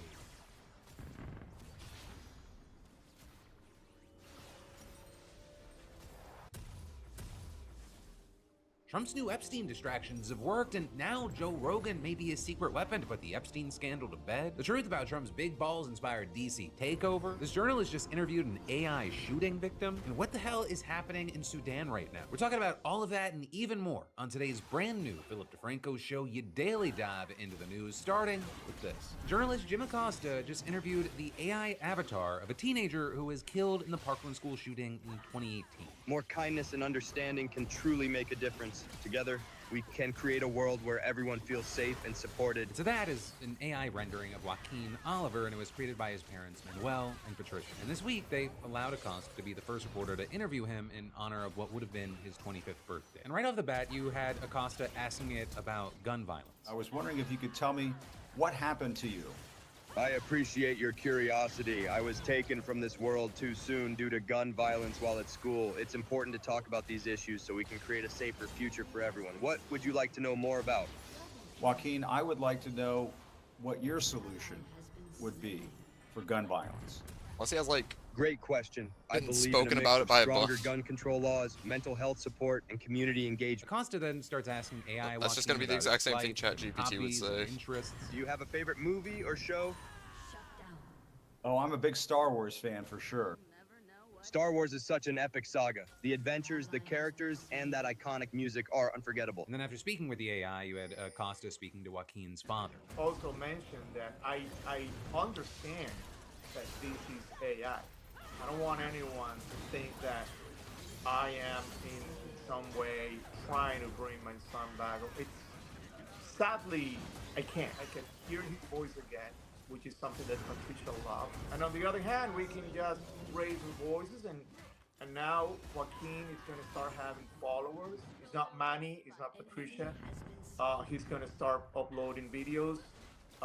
This is just the beginning. But immediately, you saw a lot of people saying they were rubbed the wrong way here. With, many saying they're just allowing this AI to speak to the dead when we really have no idea what this person would have said. So there was no shortage of backlash, especially against Acosta, with people saying things like, you don't have an interview, you're facilitating a grotesque puppet show using grieving parents' heartbreak for a bit. And this is so insane and evil, it should never be done. I'm speechless. Then also a professor at the University of California at Berkeley adding, this sort of interview style can't possibly represent what that child wants to say in any reasonable way. There are plenty of opportunities to talk to real victims and have a serious conversation about this epidemic that's happening in our country without resorting to this sort of stunt. Right? And then with that, you had a lot of people debating the journalistic ethics of this, with some saying Joaquin Oliver's death was a tragedy, but animating a dead child to speak words he never said served no journalistic purpose. All it does is chase clicks by exploiting a kid who can no longer express himself. Then others going further, noting that there are actually other complications in using AI when it comes to grief itself. For example, one behavioral scientist writing, there are actual harms associated with so-called grief bots. Some researchers even warn of digital hauntings that prolong grief. With all that, as the criticism was rolling in, you had Acosta writing on Blue Sky that Joaquin's family, quote, approached me to help them remember their son, and he included a video of his father explaining the choice again. It was our idea,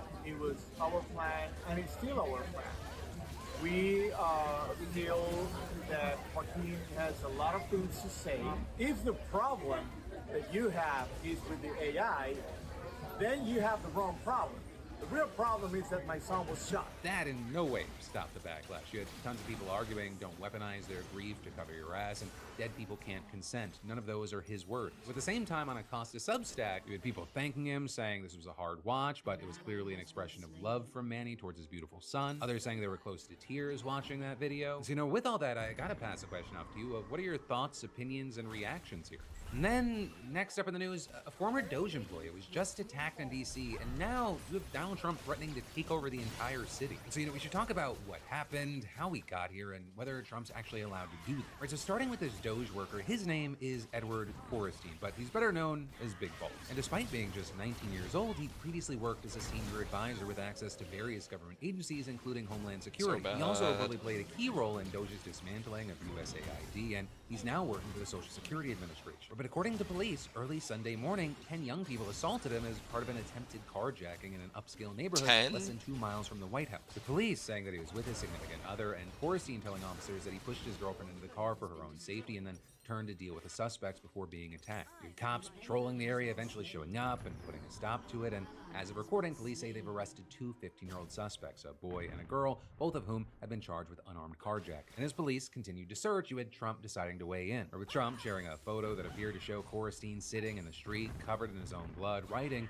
"Crime in Washington, D.C. is totally out of control. Local youths and gang members, some only 14, 15, and 16 years old, are randomly attacking, mugging, maiming, and shooting innocent citizens, at the same time knowing that they will be almost immediately released." With Trump then going on to say the law in D.C. must be changed to prosecute these minors as adults and lock them up for a long time, starting at age 14. But then with that, as far as Trump's claim about crime being out of control, when you actually look into it, that does not appear to be the case. The city's crime rates, they've actually been falling sharply. In fact, this last January, you had officials announcing that violent crime in the city had reached a 30-year low, with a 26% decline this year compared to 2024. But to be fair, I will say, Trump was somewhat near the truth in suggesting that there is an issue with youth crime in particular. For young people, they now make up a majority of the arrests for robbery and carjacking in the city. And in fact, just a few months ago, you had the mayor announcing the creation of a special police unit specifically dedicated to preventing and responding to juvenile crime, which some argue is a better approach than just throwing 14-year-olds in adult prison. But either way, you then had Trump issuing this warning, saying, if DC doesn't get its act together and quickly, we will have no choice but to take federal control of the city and run this city how it should be run and put criminals on notice that they're not going to get away with it anymore. But then, despite their falling out, you had Elon Musk sharing a screenshot of Trump's post, agreeing and writing, "It's time to federalize DC." And notably,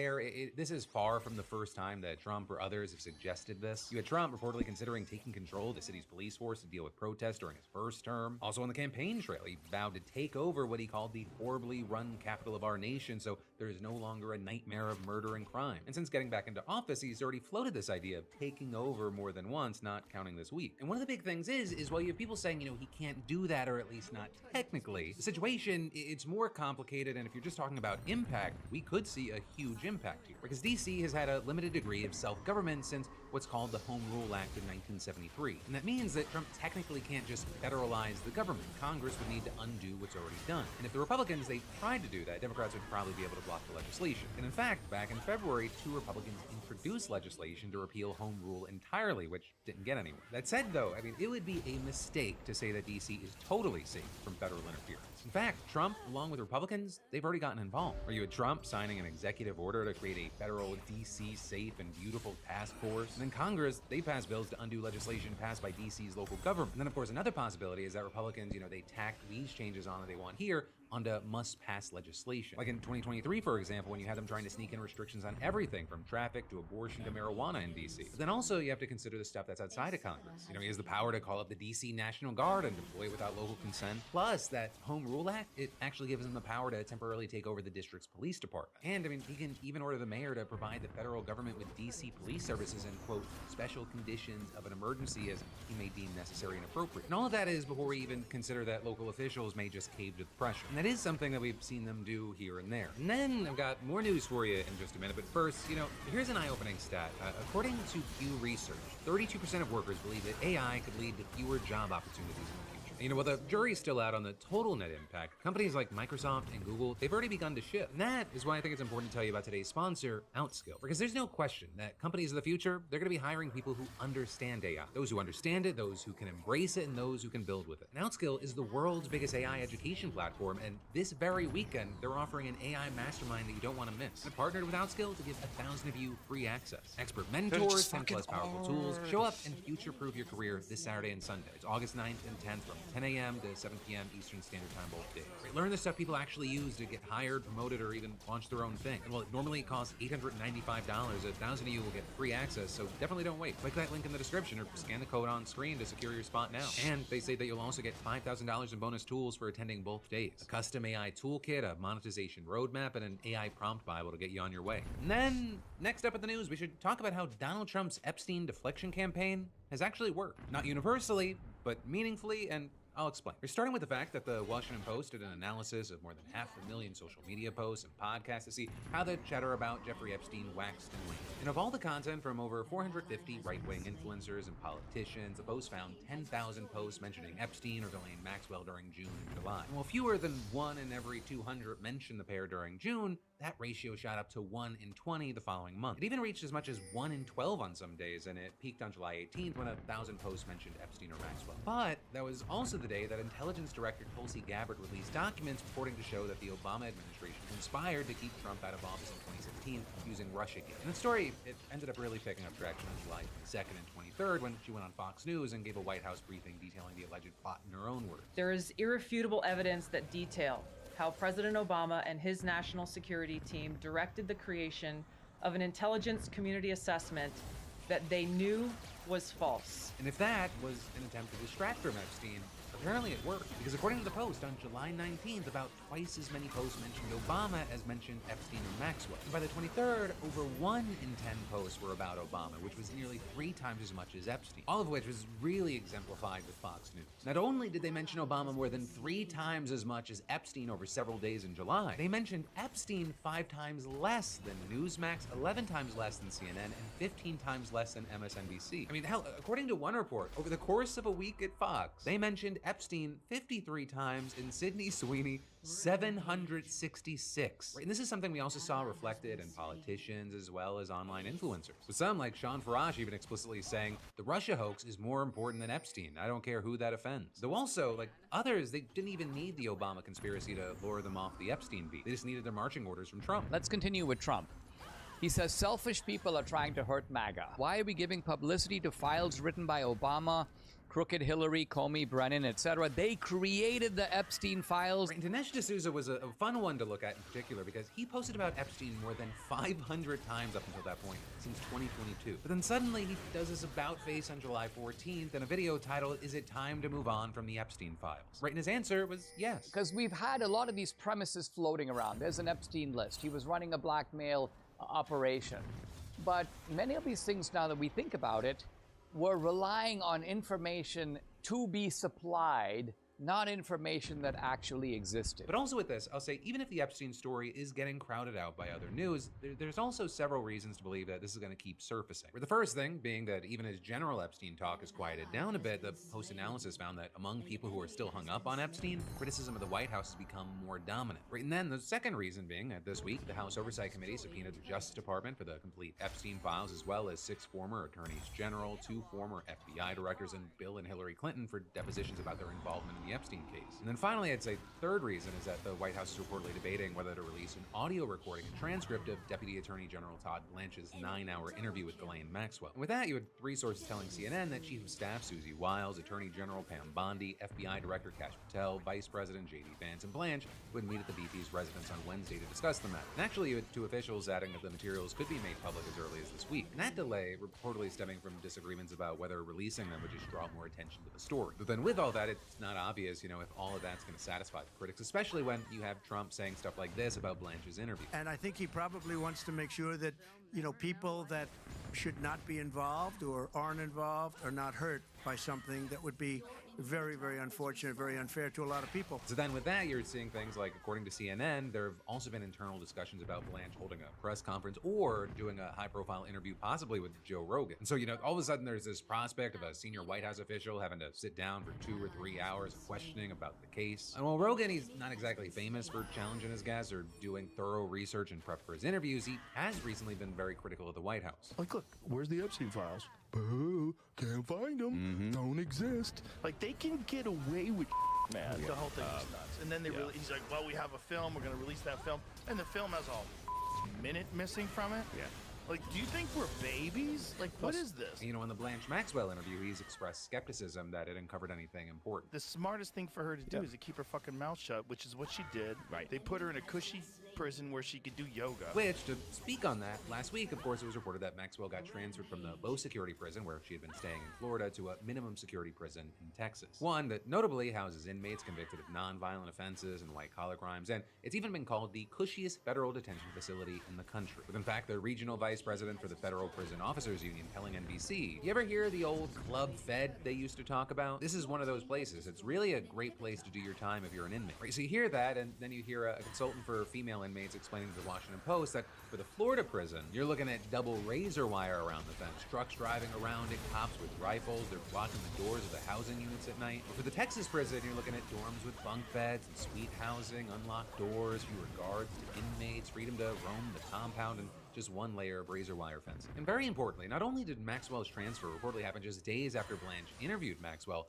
it's also against the Bureau of Prisons rules. Because convicted sex offenders, they have to be held in at least a low security level facility. And the only way that you get around that is to get a waiver from the Bureau's designation in Sentence Computation Center. Right? And that is, you had experts telling the Post that it is especially rare for sex offenders like her to get that treatment, and that even if she did cooperate with the DOJ, she would almost never get moved to a facility like the one in Texas. Now with that, I will say it's just because I clear why and how Maxwell got transferred, not to mention who ordered it, but you did have a reporter asking Trump about it. Were you aware of, and did you personally approve the prison transfer for Ghislaine Maxwell that your Justice Department... I didn't know about it at all, no. I read about it just like you did. And do you believe that she is... It's not a very uncommon thing. But really, whatever the reason for the transfer, people with knowledge of how the system works, they're just kind of flabbergasted by the news. For example, one former prison warden saying, "Someone gave special preference to Maxwell that, to my knowledge, no other inmate currently in the Federal Bureau of Prisons has received." And adding, "It's a country club. Inmates, if they have a sex offense, are not going to a place like that. Period. It's truly unheard of." And you're even seeing things like NBC obtaining screenshots of a private Facebook group for current and former federal prison staffers erupting in shock and outrage after hearing about Maxwell's transfer. With one writing, "As a retired BOP employee, this makes me sick," and another adding, "Since when are sex offenders allowed at the camp? I don't care who she snitched on, she's a damn human trafficker." With a former BOP chief of internal affairs calling the move a travesty of justice. Right, and all of this, it's coming after Virginia Giuffre's family expressed horror and disgust at the news, saying in a statement, "This This is the justice system failing victims right before our eyes. The American public should be outraged by the special treatment afforded to a pedophile and a criminally charged child sex offender.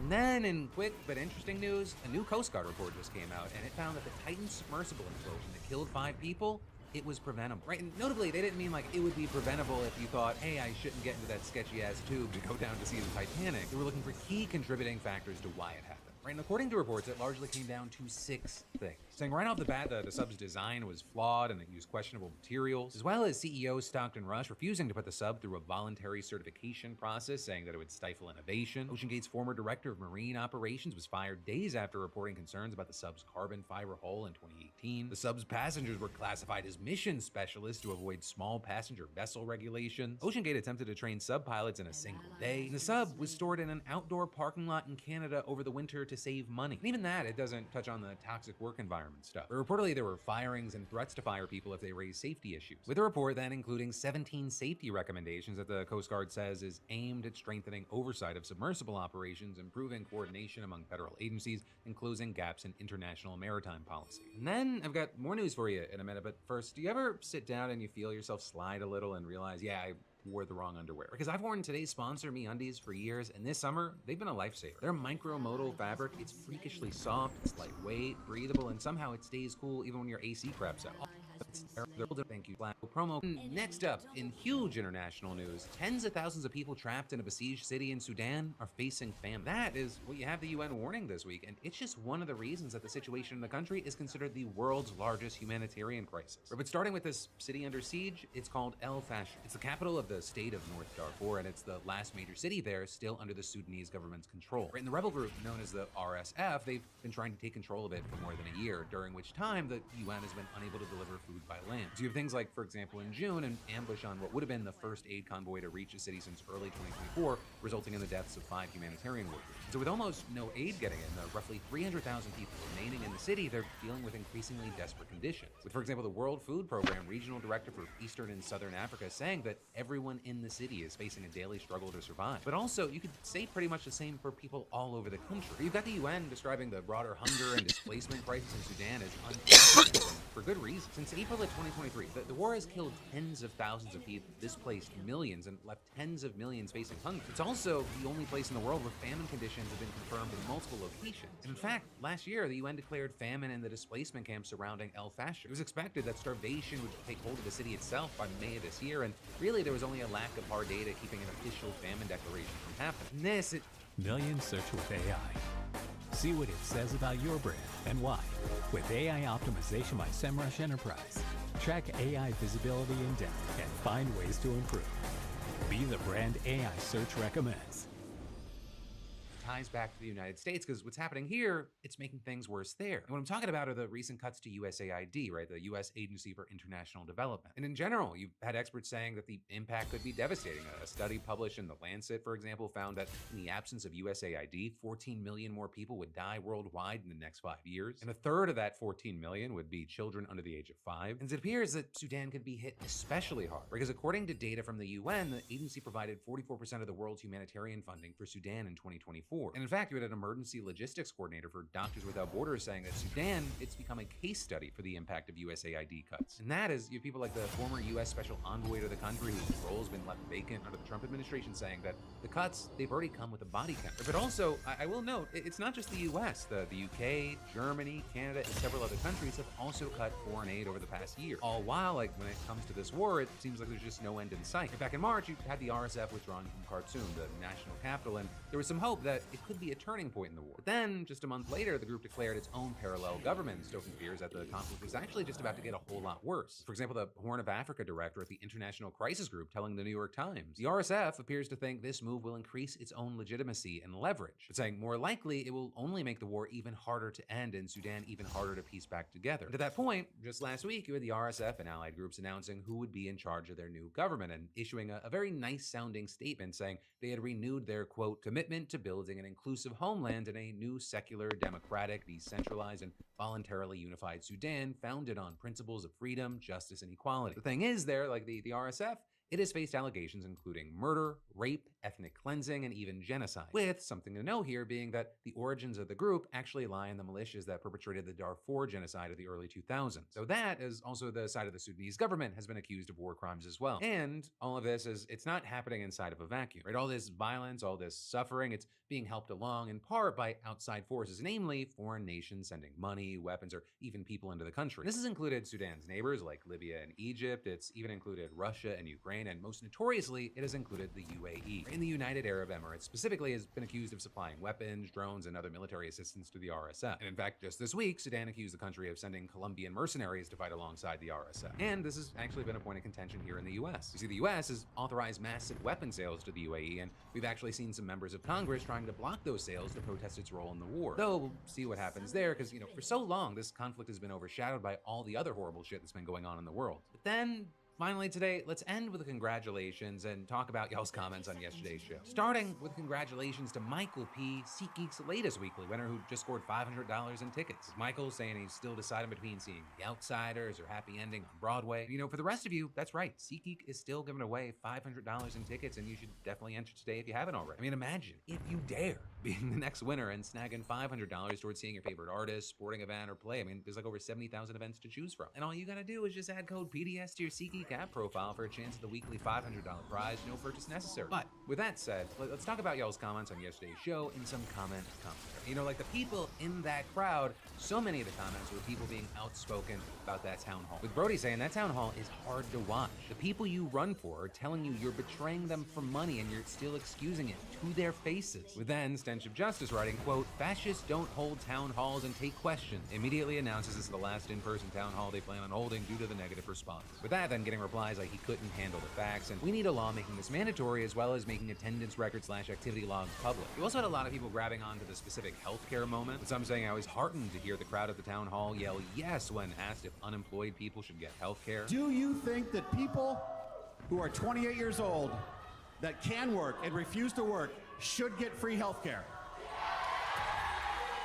And Ava writing, watching this as a European, I'm shocked this man has the nerve to say that a 28-year-old that is able to work but is unemployed does not deserve free healthcare. Basically, if someone is in between jobs and gets hit by a car, maybe on their way to a job interview even, they're supposed to just die from their injuries or have a debt to pay off for the rest of their life? Do you not believe in human rights? And finally with this, you had Sadornala saying, Mike was not ready for that absolute flood of hate. Good on the people of Nebraska for having teeth. So there you had some people saying that's not teeth, that's quite literally all bark, no bite. Which ends up sounding like a weird criticism, like they should be violent, but here's what I'll say. It is important to have bark and bite. So if you're someone that watched those clips and your reaction was somewhere between fuck yeah, or you're one of those people that does the snaps, enjoy the bark, embrace the bark, but also bite in recommending and encouraging those around you that have similar ideals to vote. Find where you can help locally, canvass, get people registered to vote, call bank. It's not one or the other, it's a two-step. But on that note, I'm a two-step out of here. Thank you for watching. If you're looking for more news, you might have missed last night's show, or I got that brand new podcast for you. Link to that in the description. But as always, I love yo face. Stay safe out there, stay sane out there, and I'll see you right back here tomorrow. Introducing Penn Station's Penn Pairs for $7.99. A treat, oh yeah, of grilled subs paired with fresh cut fries. Your choice of chicken teriyaki, pizza, or chicken cordon bleu for just $7.99. You craving what I'm craving? Penn Station, love your sub.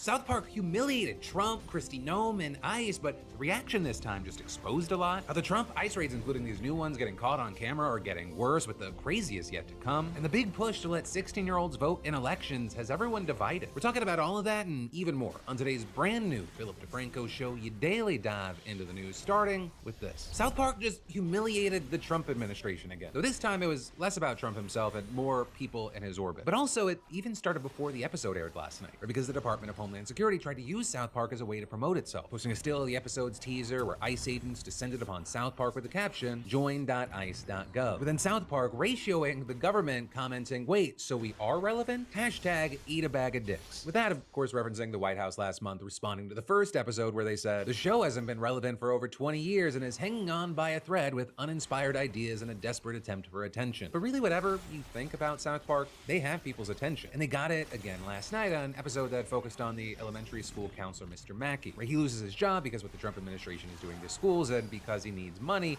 he joins ICE for its large salary. And as they're mocking the low quality of people being allowed in to ICE, we are introduced to Trump's DHS Secretary, Kristi Noem. And well, over the course of the episode, they really lean into mocking aspects of why she's been called Ice Barbie, where everything seems to be for a photo shoot or a video. People are having to constantly put on makeup, inject stuff, just keep her face from falling off, which literally it does fall off. But in addition to that, they really lean into the dog controversy with Kristi Noem, which, in case you forgot, she once told and then defended a story about how she shot and killed her own dog because it was untrainable. And over the course of the episode, she just shoots dog after dog in the face. She even snipes crypto, and as the credits run, she shoots up a dog store. And then as far as their critique of ICE, you have the new recruits loading into trucks for the first ICE raid. You have an agent advising them, keep your hands and feet inside the vehicle at all times like it's a Disneyland ride. They raid a Dora the Explorer live show. ICE even later raids Heaven, with Noam reminding her agents if it's brown, it goes down. And then, separate from that, they included JD Vance this week as a pint-sized babyface sycophant whom Trump calls annoying and stupid. With Trump even kicking Vance off screen at one point like he's a football, but the VP loyally returning to his side as if nothing happened. And then separate from the administration itself, South Park made fun of Charlie Kirk and Charlie Kirk types, right? Rage bait, influencer debate bros. With Carbon at one point, who's taken on this role, saying,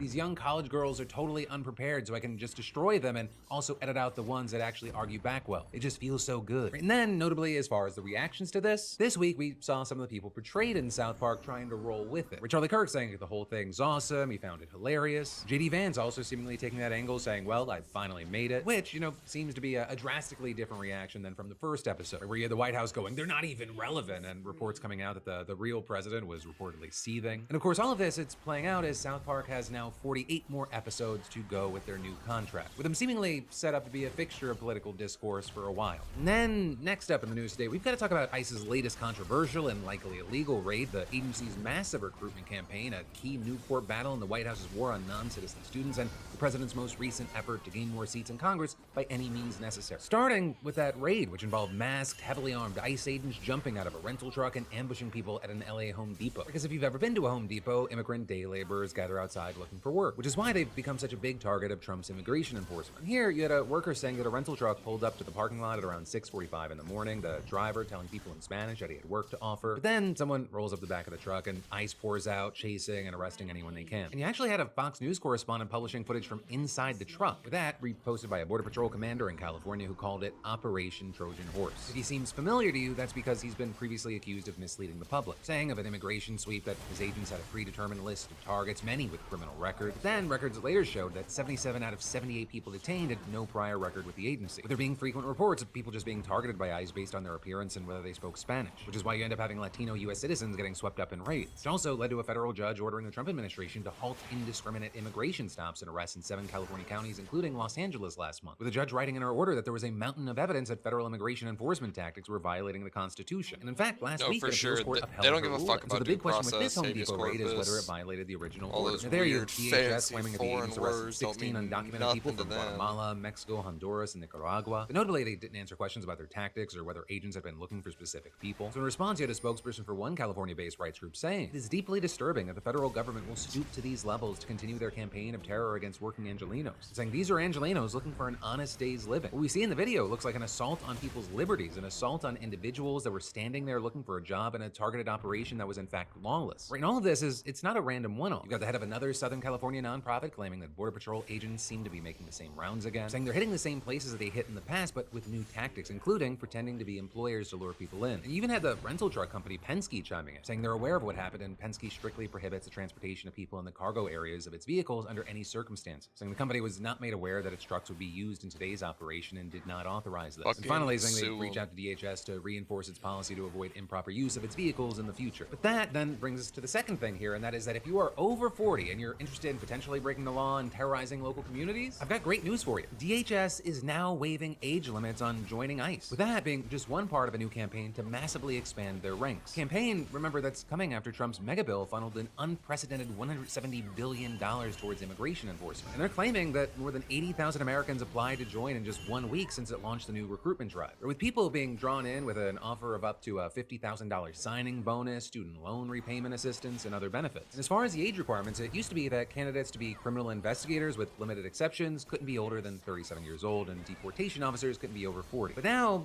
they don't care, assuming that you meet the other limited requirements. With DHS actually announcing it by posting this, saying we're taking father-son bonding to a whole new level. To which you saw certain things play out, like someone responding saying drop the degree requirement and let the good old boys in. Think I can handle a little discomfort and taking down illegals, don't need a degree for that. To which DHS proudly responded, no college degree required to be a deportation officer. Which actually, that brings us to the third thing that I want to talk about, and that is that some people in the process of getting their degrees are now suing the Trump administration. Right? It's about free speech and censorship. With Stanford University's student newspaper, the Stanford Daily, saying in their lawsuit that several of the newspaper's writers have been forced to self-censor or quit the paper out of fear that the government would retaliate for what it publishes, claiming that it's received a number of requests from lawfully present non-citizens to have their names, quotes, or photos removed from articles, that many international students have stopped speaking to the paper's journalists altogether. And notably, this new lawsuit is somewhat similar to a case that just went to trial in Boston last month. And there you had people including the American Association of University Professors suing the Trump administration over what they called its ideological deportation policy that's led to several students fleeing the country or going into hiding to avoid arrest. With several students and academics testifying about how they'd scrubbed their social media profiles, censored their speech, and turned down opportunities out of fear. Even had members of the Trump administration testifying, including a Homeland Security agent belonging to the unit normally tasked with tackling drug, financial, and other crimes, with him explaining how he was told by the State Department to prioritize the arrest of Rumeysa Oztur, a Tufts University student from Turkey with no criminal record who once wrote an op-ed critical of Israel. And he said that he was explicitly told not to inform her that her visa had been revoked. But I'll add, while a ruling there is expected this month, the Stanford case is also a little bit different. It goes further than others that have targeted the student arrests. We're taking aim at the constitutionality of the underlying legal argument that the Trump administration has relied on to arrest and try to deport foreign students. It revolves around two key provisions in the Immigration and Nationality Act. The first allows the Secretary of State to deport non-citizens if the Secretary personally determines that the alien's admission would compromise a compelling United States foreign policy interest. And the second gives the Secretary the power to revoke a visa or documentation at his or her discretion. The lawsuit says that invoking the power in response to speech is a clear violation of the First Amendment, with the complaint saying Marco Rubio and the Trump administration are trying to turn the inalienable human right of free speech into a privilege contingent upon the whims of a federal bureaucrat, triggering deportation proceedings against non-citizens residing lawfully in this country for their protected political speech regarding American and Israeli foreign policy. But as far as the government's response, you had a spokesperson for DHS calling the lawsuit baseless, saying there is no room in the United States for the rest of the world's terrorist sympathizers, and we are under no obligation to admit them or let them stay here. But then all of that, it brings us to the final thing that I want to talk about in this section, and that is that Trump is trying to keep undocumented immigrants off the U.S. Census, with him posting that a new and highly accurate census will be based on modern-day facts and figures, and importantly, using the results and information gained from the presidential election of 2024, and adding, people who are in our country illegally will not be counted in the census. And notably, this is not the first time that Trump has tried this. During his first term, he moved to add a citizenship question to the census, but a federal appeals court ruled the move was illegal, and the Supreme Court ultimately blocked it. But a key thing there is that the Supreme Court declined to explicitly rule on whether people without legal status can be excluded by the president from counts. Right, and that is Article 1 of the Constitution is required a census every 10 years to determine the number and distribution of seats in the House of Representatives. And the 14th Amendment separately requires the whole number of persons in each state to be included in the census, with the key word being persons, not citizens, so it's going to be interesting to see what sort of legal argument they try to use in this case. And then I've got more news for you in just a minute, but okay, honest question, how many brilliant ideas are just rotting away in your notes app right now? Because somewhere in that dusty graveyard of someday ideas lies your side hustle or maybe your next new thing. So why not make today the day that you commit to take that first step in taking on that opportunity or that passion project and taking it to the next level? You know, for me, it was my on-again, off-again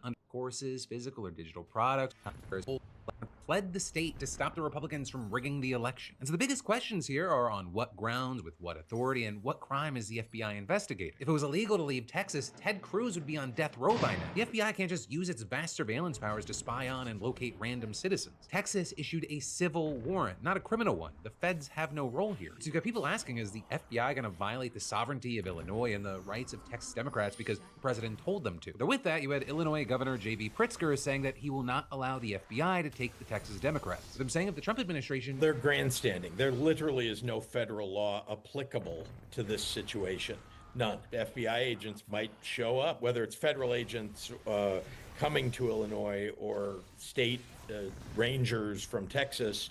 If you haven't broken federal law, you're basically unwelcome, and there's no way that they can be that our state legislators here, the Texas state legislators, can be arrested. And while J.B. Pritzker is correct there, you also have people saying, this is an administration that is in total violation of the Constitution at all times. So for now, we're going to have to continue to have eyes on this and see how it plays out. And then, next up in the news, we should talk about how Apple's Tim Cook has emerged as a very interesting person to watch amidst Trump's tariff chaos. Because if you didn't see, Apple's investing another $100 billion to expand operations in the United States as Trump is threatening 100% tariffs on semiconductors for tech companies who don't follow suit. You had Trump and Tim Cook making the announcement in the Oval Office yesterday where Cook gifted Trump with this weird glass and 24-karat gold trophy. With that just being the latest effort from Apple to appease Trump and shift some small specific parts of the manufacturing process stateside in order to avoid Trump's threat of tariffs on iPhones. Because earlier this year, Apple said that it planned to spend $500 billion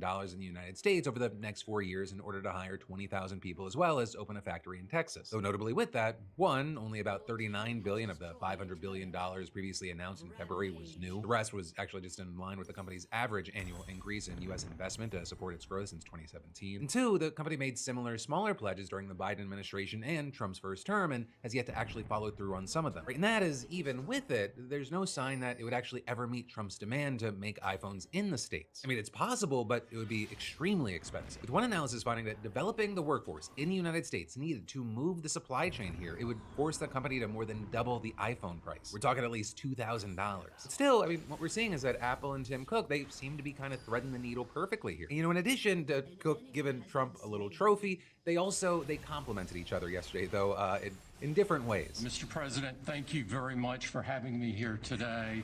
You've been a great advocate for American innovation and manufacturing. I'm grateful for your leadership and your commitment. I want to thank Tim Cook. He's a great man, a visionary, a businessman, just about every quality he can have other than athleticism. I don't know about that. And Trump, he's setting Apple up as an example of what he expects from everyone else. Trump threatening to impose a 100% tariff on foreign semiconductors for other tech companies unless they also commit to increase manufacturing in the States. So there, a big key thing is that it seems like a lot of the biggest companies already would be exempt. We're the world's largest maker of chips, Taiwan Semiconductor Manufacturing Company. They announced plans to invest $100 billion in U.S. manufacturing in March. You also had an official in a parliamentary briefing in Taipei saying that the company would be exempt. Also, South Korea's top trade envoy said similar things about Samsung and another major company, saying they wouldn't be subject to the tariff. And then finally, Nvidia, which is one of the largest chip makers in the US, it would also likely be exempt from the tariff because the company has manufacturing facilities in the US. But I will say a chip maker that Donald Trump is not a fan of right now is Intel. So that seems less to do with manufacturing and more to do with who's running things. With Trump today writing on Truth Social, the CEO of Intel is highly conflicted and must resign immediately. Right in there, the CEO is Lip Bhutan, and with that, you had outlets like Semaphore noting his post came a day after Republican Senator Tom Cotton sent an open letter to Intel's board raising questions about Tan's connections to semiconductor firms that are allegedly linked to the Chinese government and military. But all in all, I'll say regarding manufacturing and with tariffs, it's going to be a very interesting thing to watch in the coming months and years, especially as his global tariffs kick today, and he's been making threats here and there, including with India. Then,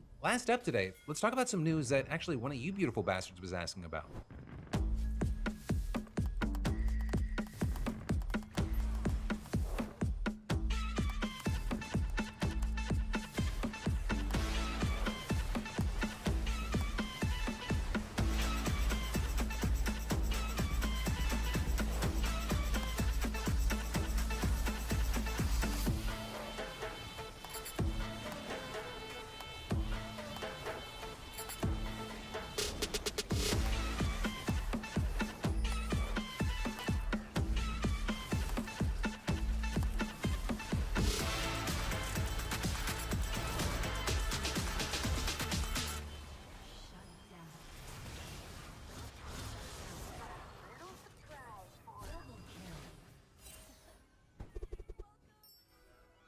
Well, I heard the UK is thinking about lowering the voting age to 16, and it got me thinking, wasn't our country founded on the idea of no taxation without representation? Aren't 16-year-olds encouraged even to go out and work jobs and pay those taxes?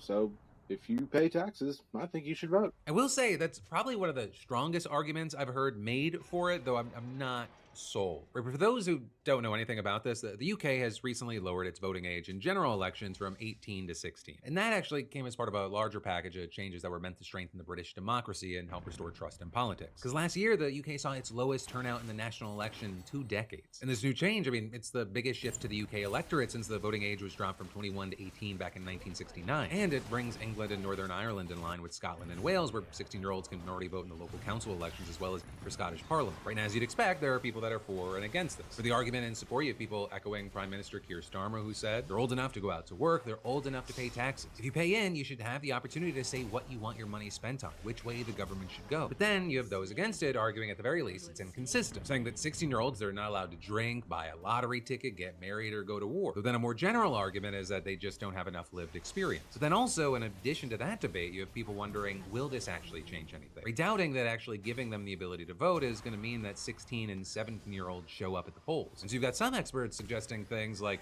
beefing up the citizenship curriculum or expanding the provision of volunteering programs in schools. Now with this, I do need to know that it still needs parliamentary approval, but considering that this was a big part of Starmer's election campaign, I mean, it gives him a very large majority. And as far as us actually seeing the impact, it's probably not going to be until maybe 2029, but that's when the next general election's expected. And as far as the reaction to this, as far as like, what does the polling say? Very interestingly, with a recent ITV News poll of 500 16 and 17-year-olds in the UK, finding that 49% of them didn't think that they should be able to vote, while 51% did. And then there's the general polling, which saw a much wider difference, with 57% of respondents saying 16 and 17-year-olds shouldn't vote, and 32% saying they should, but then the remaining 11% remaining neutral or saying they didn't know. And then actually, extending this beyond the UK, you have them now joining a short but growing list of countries allowing teenagers to vote, including Austria, Brazil, Cuba, Ecuador, Greece, and Indonesia. Bringing your question back around, Brandon, about whether this is going to be coming to the US, I don't know. I don't think so, at least not soon. Roughly a third of the states in the US actually allow 17-year-olds to vote in primaries if they're going to be 18 by the time the general elections roll around. And about a dozen cities allow people as young as 16 to vote in school board elections or just, in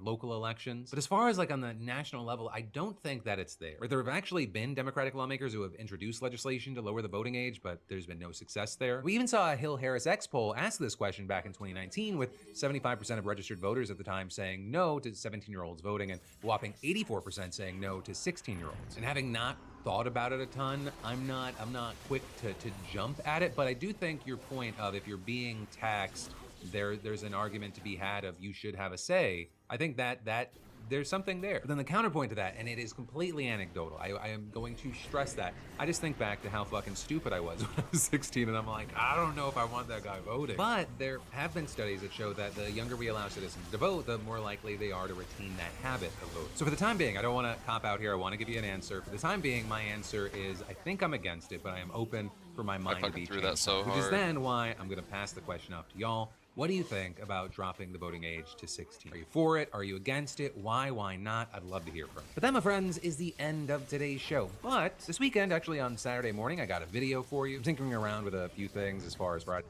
How's it going? Think she's alive? Within like a 10-day period, had like 8 or 9 overdoses. They got Narcan in the trees. That's crazy. You ever just had that feeling that's just so strong? Yeah. You can't fight it. This is almost like a third world country. Way to cure them is dip them in acid. That's the truth. What a fucking nasty way to This lose. is Baltimore, Maryland, a drug overdose capital of America. But how did Baltimore end up looking like Chernobyl? Raise your hand if you didn't grow up with a dad out here. Hey, bro, without a father, yo. Okay. Why don't Americans care that cities like these are literally rotting to death? I pulled up to a part of town full of abandoned, overgrown buildings used as drug dens by the addicts, collapsing in real time and filled with needles from constant drug use. This place was hell. All right, so we're gonna inspect this house here that apparently a couple people died in recently. There was a higher density of needles on the ground here than anything I've ever seen anywhere else in America. Needles everywhere out here. We think that's trank or what? We got needles literally everywhere. Right over here, someone passed out. Imagine you live right here, right across the street. How's it going? Think she's alive? You sure? How can you tell? If she or he is passed out completely right now. You good? Making sure you're not dead. That was a great question. You okay? Okay. Are you high? Okay.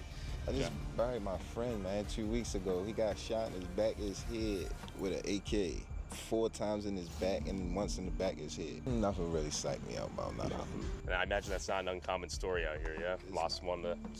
Is like gang stuff big out here? There's a lot of gang stuff out here, yeah. Like people territorial over blocks? Yeah, it could be that. It get to that too. I've never seen this. No, this is crazy. Because no one's collecting the trash out here.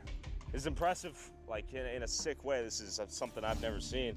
Needle caps, watch your feet. People that come out here and hand out needles and foil, like nonprofits, NGOs. Yeah, they do that. What are your thoughts on that? People sell them. A lot of people sell them. I don't understand why they do it though. It's more like encouraging them to keep doing it. Literally, countless needles behind us. She had no clue where she was. I bet you we can find a few more people as well. Got a pair of pants out here, creepy little teddy bear, and then just more needle caps all over the floor. You think anyone's in there? And we got some fresh needles right here. You see a lot of old ones, but I mean, fresh cap right there, looks like. How many times have you died out here? Hit on a pole about 3 times. Had a furnace blow up on me. Fallen 45 feet, broke the whole left side. About 8. 8. But he keeps sending me back. Devil don't want me because he think I'm gonna hook up your air conditioning. Can you pretty much do whatever you want? Pretty much, as long as you have some tact about it. But a lot of people, like I say, just don't care. Sometimes I just don't care. That's when I check into the psych ward. Pay attention. What got you in trouble the first time used to keep you out of trouble next time. But look at the contrast between those two. That house right there falling apart between that one right there. Fully lived in. A lot of these houses were set afire purposely by the landlords, even though they don't reside in the city. Insurance fraud or what? How are you gonna have a fire on this corner and on the opposite end of the block, you have a fire at the same time? Sure. Hey. When it's not intentional, do you think it's drug users falling asleep, passing out? Drug users. Yeah. And whenever the cops pulled up here, the residents warn each other by saying, well. Oh, interesting. What's up? Yo, how's it going? How are you, man? We heard about these mass overdoses. What's going on there? I don't know. I just got back from military leave. I'm trying to find out. Oh, okay, all right. Is this your beat? Yeah. Okay. What's going on? Just hanging out, man. Yeah, what happened? Foot patrol, man. I see. That makes sense. Do you know how often, like, the needles and stuff like that get cleaned up out here? 3-on-1 request. Have someone come out and pick up the, the property and stuff like that. I would say daily. Daily? Like, whenever officers see it, they normally call it in, and it's someone coming, cleaning it up and stuff like that. I mean, I guess there's a ton of needles over there. Yeah, we put in requests every day. He says they have a dedicated app to call in messes. That definitely doesn't work. The fact that you even need an app to drop a pin for, like, hey, there's a bunch of needles here. The needle density out here, worse than anywhere in America, maybe on Earth. Prostitute, 1 block forward, boom, schoolyard and a church. Richest country on the planet, they say. What the hell is this? As we left this hood to drive to another hood, stumbled upon a park overflowing with addicts using drugs and something unusual attached to the trees. Oh, hold on, let me just show this real quick. They got Narcan in the trees. That's crazy. Growing like fruit. This place is no joke. The tree's literally growing the fruit of Narcan. Some crazy imagery. The addicts here were now attaching Narcan to the trees, creating a sort of instant revival station at the park where they did their drugs. We can sit here. I want you to sit down right there. Right there. Oh, damn. Yeah, watch out for that. He put it, he threw it away. Good man. All right, now we can sit. How is life in Baltimore? Man, life is hard. What you think it is? Life is hard everywhere. Sure. It's definitely hard. It is real. It's definitely dangerous. What are you using, fentanyl? Yes, sir. Yep. Fentanyl and crack cocaine. That's it. Do you see blues out here? I think Perks? it's Perks with fentanyl. Yeah, the Perk 30. Okay. You're smiling. Yeah. You're smiling too. That's usually what you do first before you jump to like heroin. Is that how it works? Yeah. I see a lot of track marks. Do you inject? No, not at all. No injections? No, this is all from the xylazine, what it's done to. Heroin. Heroin? Yeah. You inject? No. You smoke it? I sniff it. Oh, you sniff it? Yeah. Do you use cocaine? You use anything else? Dope. Dope? Heroin. I mean, the feeling is good, but the result is bad. It's great. It's not for everybody, but it does for awesome. It's always great, especially for people in pain. It really does work for, other people. It's just, you can say fentanyl good. Man, yeah, this work feel good. I like it. Tell me about the low. Man, the low is crazy. Y'all can see it out here. The low. People passed out dying? Yeah. How is it compared to heroin? A lot stronger. Okay. Yeah, it'll take your ass out of here. It's easy for me to choose drugs because because when things don't seem to go my way, it's an easy cut to not do the right thing. And just for a moment, I have a little peace in my heart. And when I'm not using, it's very difficult to deal with life on life terms. Sure. You want it all the time. Even when you sleep, you find yourself awake wanting it. Yeah. How many days do you find yourself going without sleep? Oh, well, for me, I can go at least 3-4 days. 3-4 days no sleep? Yeah. Just constantly. Crazy. Well, that's how it is. Just constantly chasing all day. And how many times you died out here? Oh, I probably went out. 10? Probably like 10, 12 times. I probably went out like 10, 12 times. Probably about 5 or 6. 5 or 6? I remember one week, within like a 10-day period, I probably had like 8 or 9 overdoses. I died once. Twice. I only died once using. Yes. Oh, it scared me a hell of a lot. I didn't like the experience, one, because I never thought it would happen to me. Yeah. Everyone thinks they're invincible, right? I thought I was athlete for some reason, but it came to show that I'm not. More you go out, the more susceptible you are to going out. Okay. Does that ever make you second guess, like, maybe I shouldn't use the blues, or you just keep coming back? Yeah, but you ever just had that feeling that's just so strong? Yeah. You can't fight it. How many people have you resurrected yourself? Oh, like 20. How does it feel to die and come back to life? It's weird because you don't remember anything. Who brought you back both those times? My kid's mother. The mother of your children? Yep, she brought me back both times. How do you get your money to afford your drug addiction? I mean, you do whatever it takes. Yeah. Do whatever it takes, Sell, steal, whatever. Panhandle. Panhandle? My son's right over there. I need my plier. Yeah. Homeless, please help. Thank you and God bless. I steal every once in a while, man, but the jail ain't me. Panhandling. It's I'm not big on stealing, so. I think they might catch you if you try to steal, yeah? Yeah. Have you ever tried to stop using xylazine or fentanyl? Yeah, I did a nice substantial amount of clean time. I did. Yeah. And then how I ended up back out here, God knows. You think you'll ever quit? Most definitely. When? I've been doing this, I would say within the next month. Next month? Yeah. In 3 weeks. Okay. About another 2 weeks from now when I move in my new place. Family wants to give me another shot, so I'm taking it. Very soon. I just don't have a stop date. Just got clean when I was 43, so I got 4 years, 3 months, and like 16 days clean now. So you're clean? Yeah, I'm clean. So I noticed Cause I was ripping and running the streets, hustling, doing a lot of bad shit. You feel what I'm saying? Okay, so you used to be one of the troublemakers out here. So it don't bother me. I'm strong-minded now. I try to give them advice to get them help, get them into programs. That's what I do. You feel what I'm saying? Okay, tell me about that. Yeah. You know what I mean? I give them advice, give them phone numbers to call people to get them into programs and all of that type stuff. You know what I mean? When they want it, they can only do it when they want it. What changed things for you? The last time I OD'd, there was a look on my mother's face.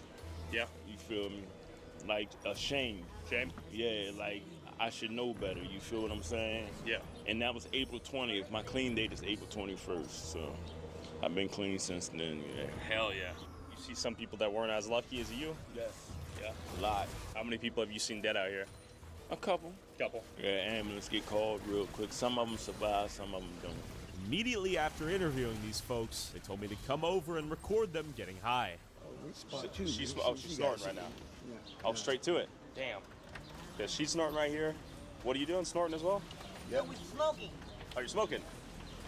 And then that looks intense right there. Is she adding alcohol to it? Yeah. That looks infected. Oh my god, I thought he was gonna hook a second earlier. Tried to So you're predict smoking it. heroin right now? Should just fucking Crack. Okay. auto. And you're about to smoke some crack as well? Now I'm about to snort some. Snort some. You snort, she's smoking. How often do you guys do this? Every day? Every day? Every day, all day. All right, guys, be safe out here, all right? Insulin syringes with needle, 1 cc. So I imagine they hand them out like candy. We had Narcan in the trees. They're getting high right now immediately after the interview, and his foot is falling apart. He's adding some antiseptic right now. He's gonna lose that foot. He's gonna lose that foot. And after seeing the devastation of drug addiction up close, I went back to the hood to meet up with some local rappers who grew up here and are trying to get out. I'm here with Susan. Ted's the one. Where we at right now? Well, we Southwest Baltimore, my second hood. How long you guys been out here? Just home? It's home. I never left. What about you? Baltimore, I've been in Baltimore my whole life. How is life out here? It's what you make it. It's a lot pinned against you. You know, they give us all this so we can destroy ourselves. So you got mine, you want to get out. You get trapped by the drugs, you get trapped by that, you stuck. So we got these abandoned buildings out here. Right. I don't see a lot of libraries out here. I see a lot of liquor stores, pizza shops, and wing stops out here. What do people do to get ahead out here? Are there a lot of opportunities? You want to get out of here. You want to get You out? gotta really want to get out of here. Yeah. Take yourself around with people that don't want to get out of here. Yeah. What are you guys up to right now? Chilling. Cool. Chilling? Down What's to your name? 30. TWG Kyle. Okay. You really see how we want to look into this shit. How is Baltimore? Man, Baltimore will chew you up and spit you out, man, just like that. That's if you let it, dog. Going to sleep to gunshots, you waking up to boy going hard, niggas selling drugs. So What's one thing you think Baltimore needs? got it. We need a hero. Something like Batman? It might sound funny. You know how grandma was back in the day was? Grandma was, they smack, you get on your ass, you punish.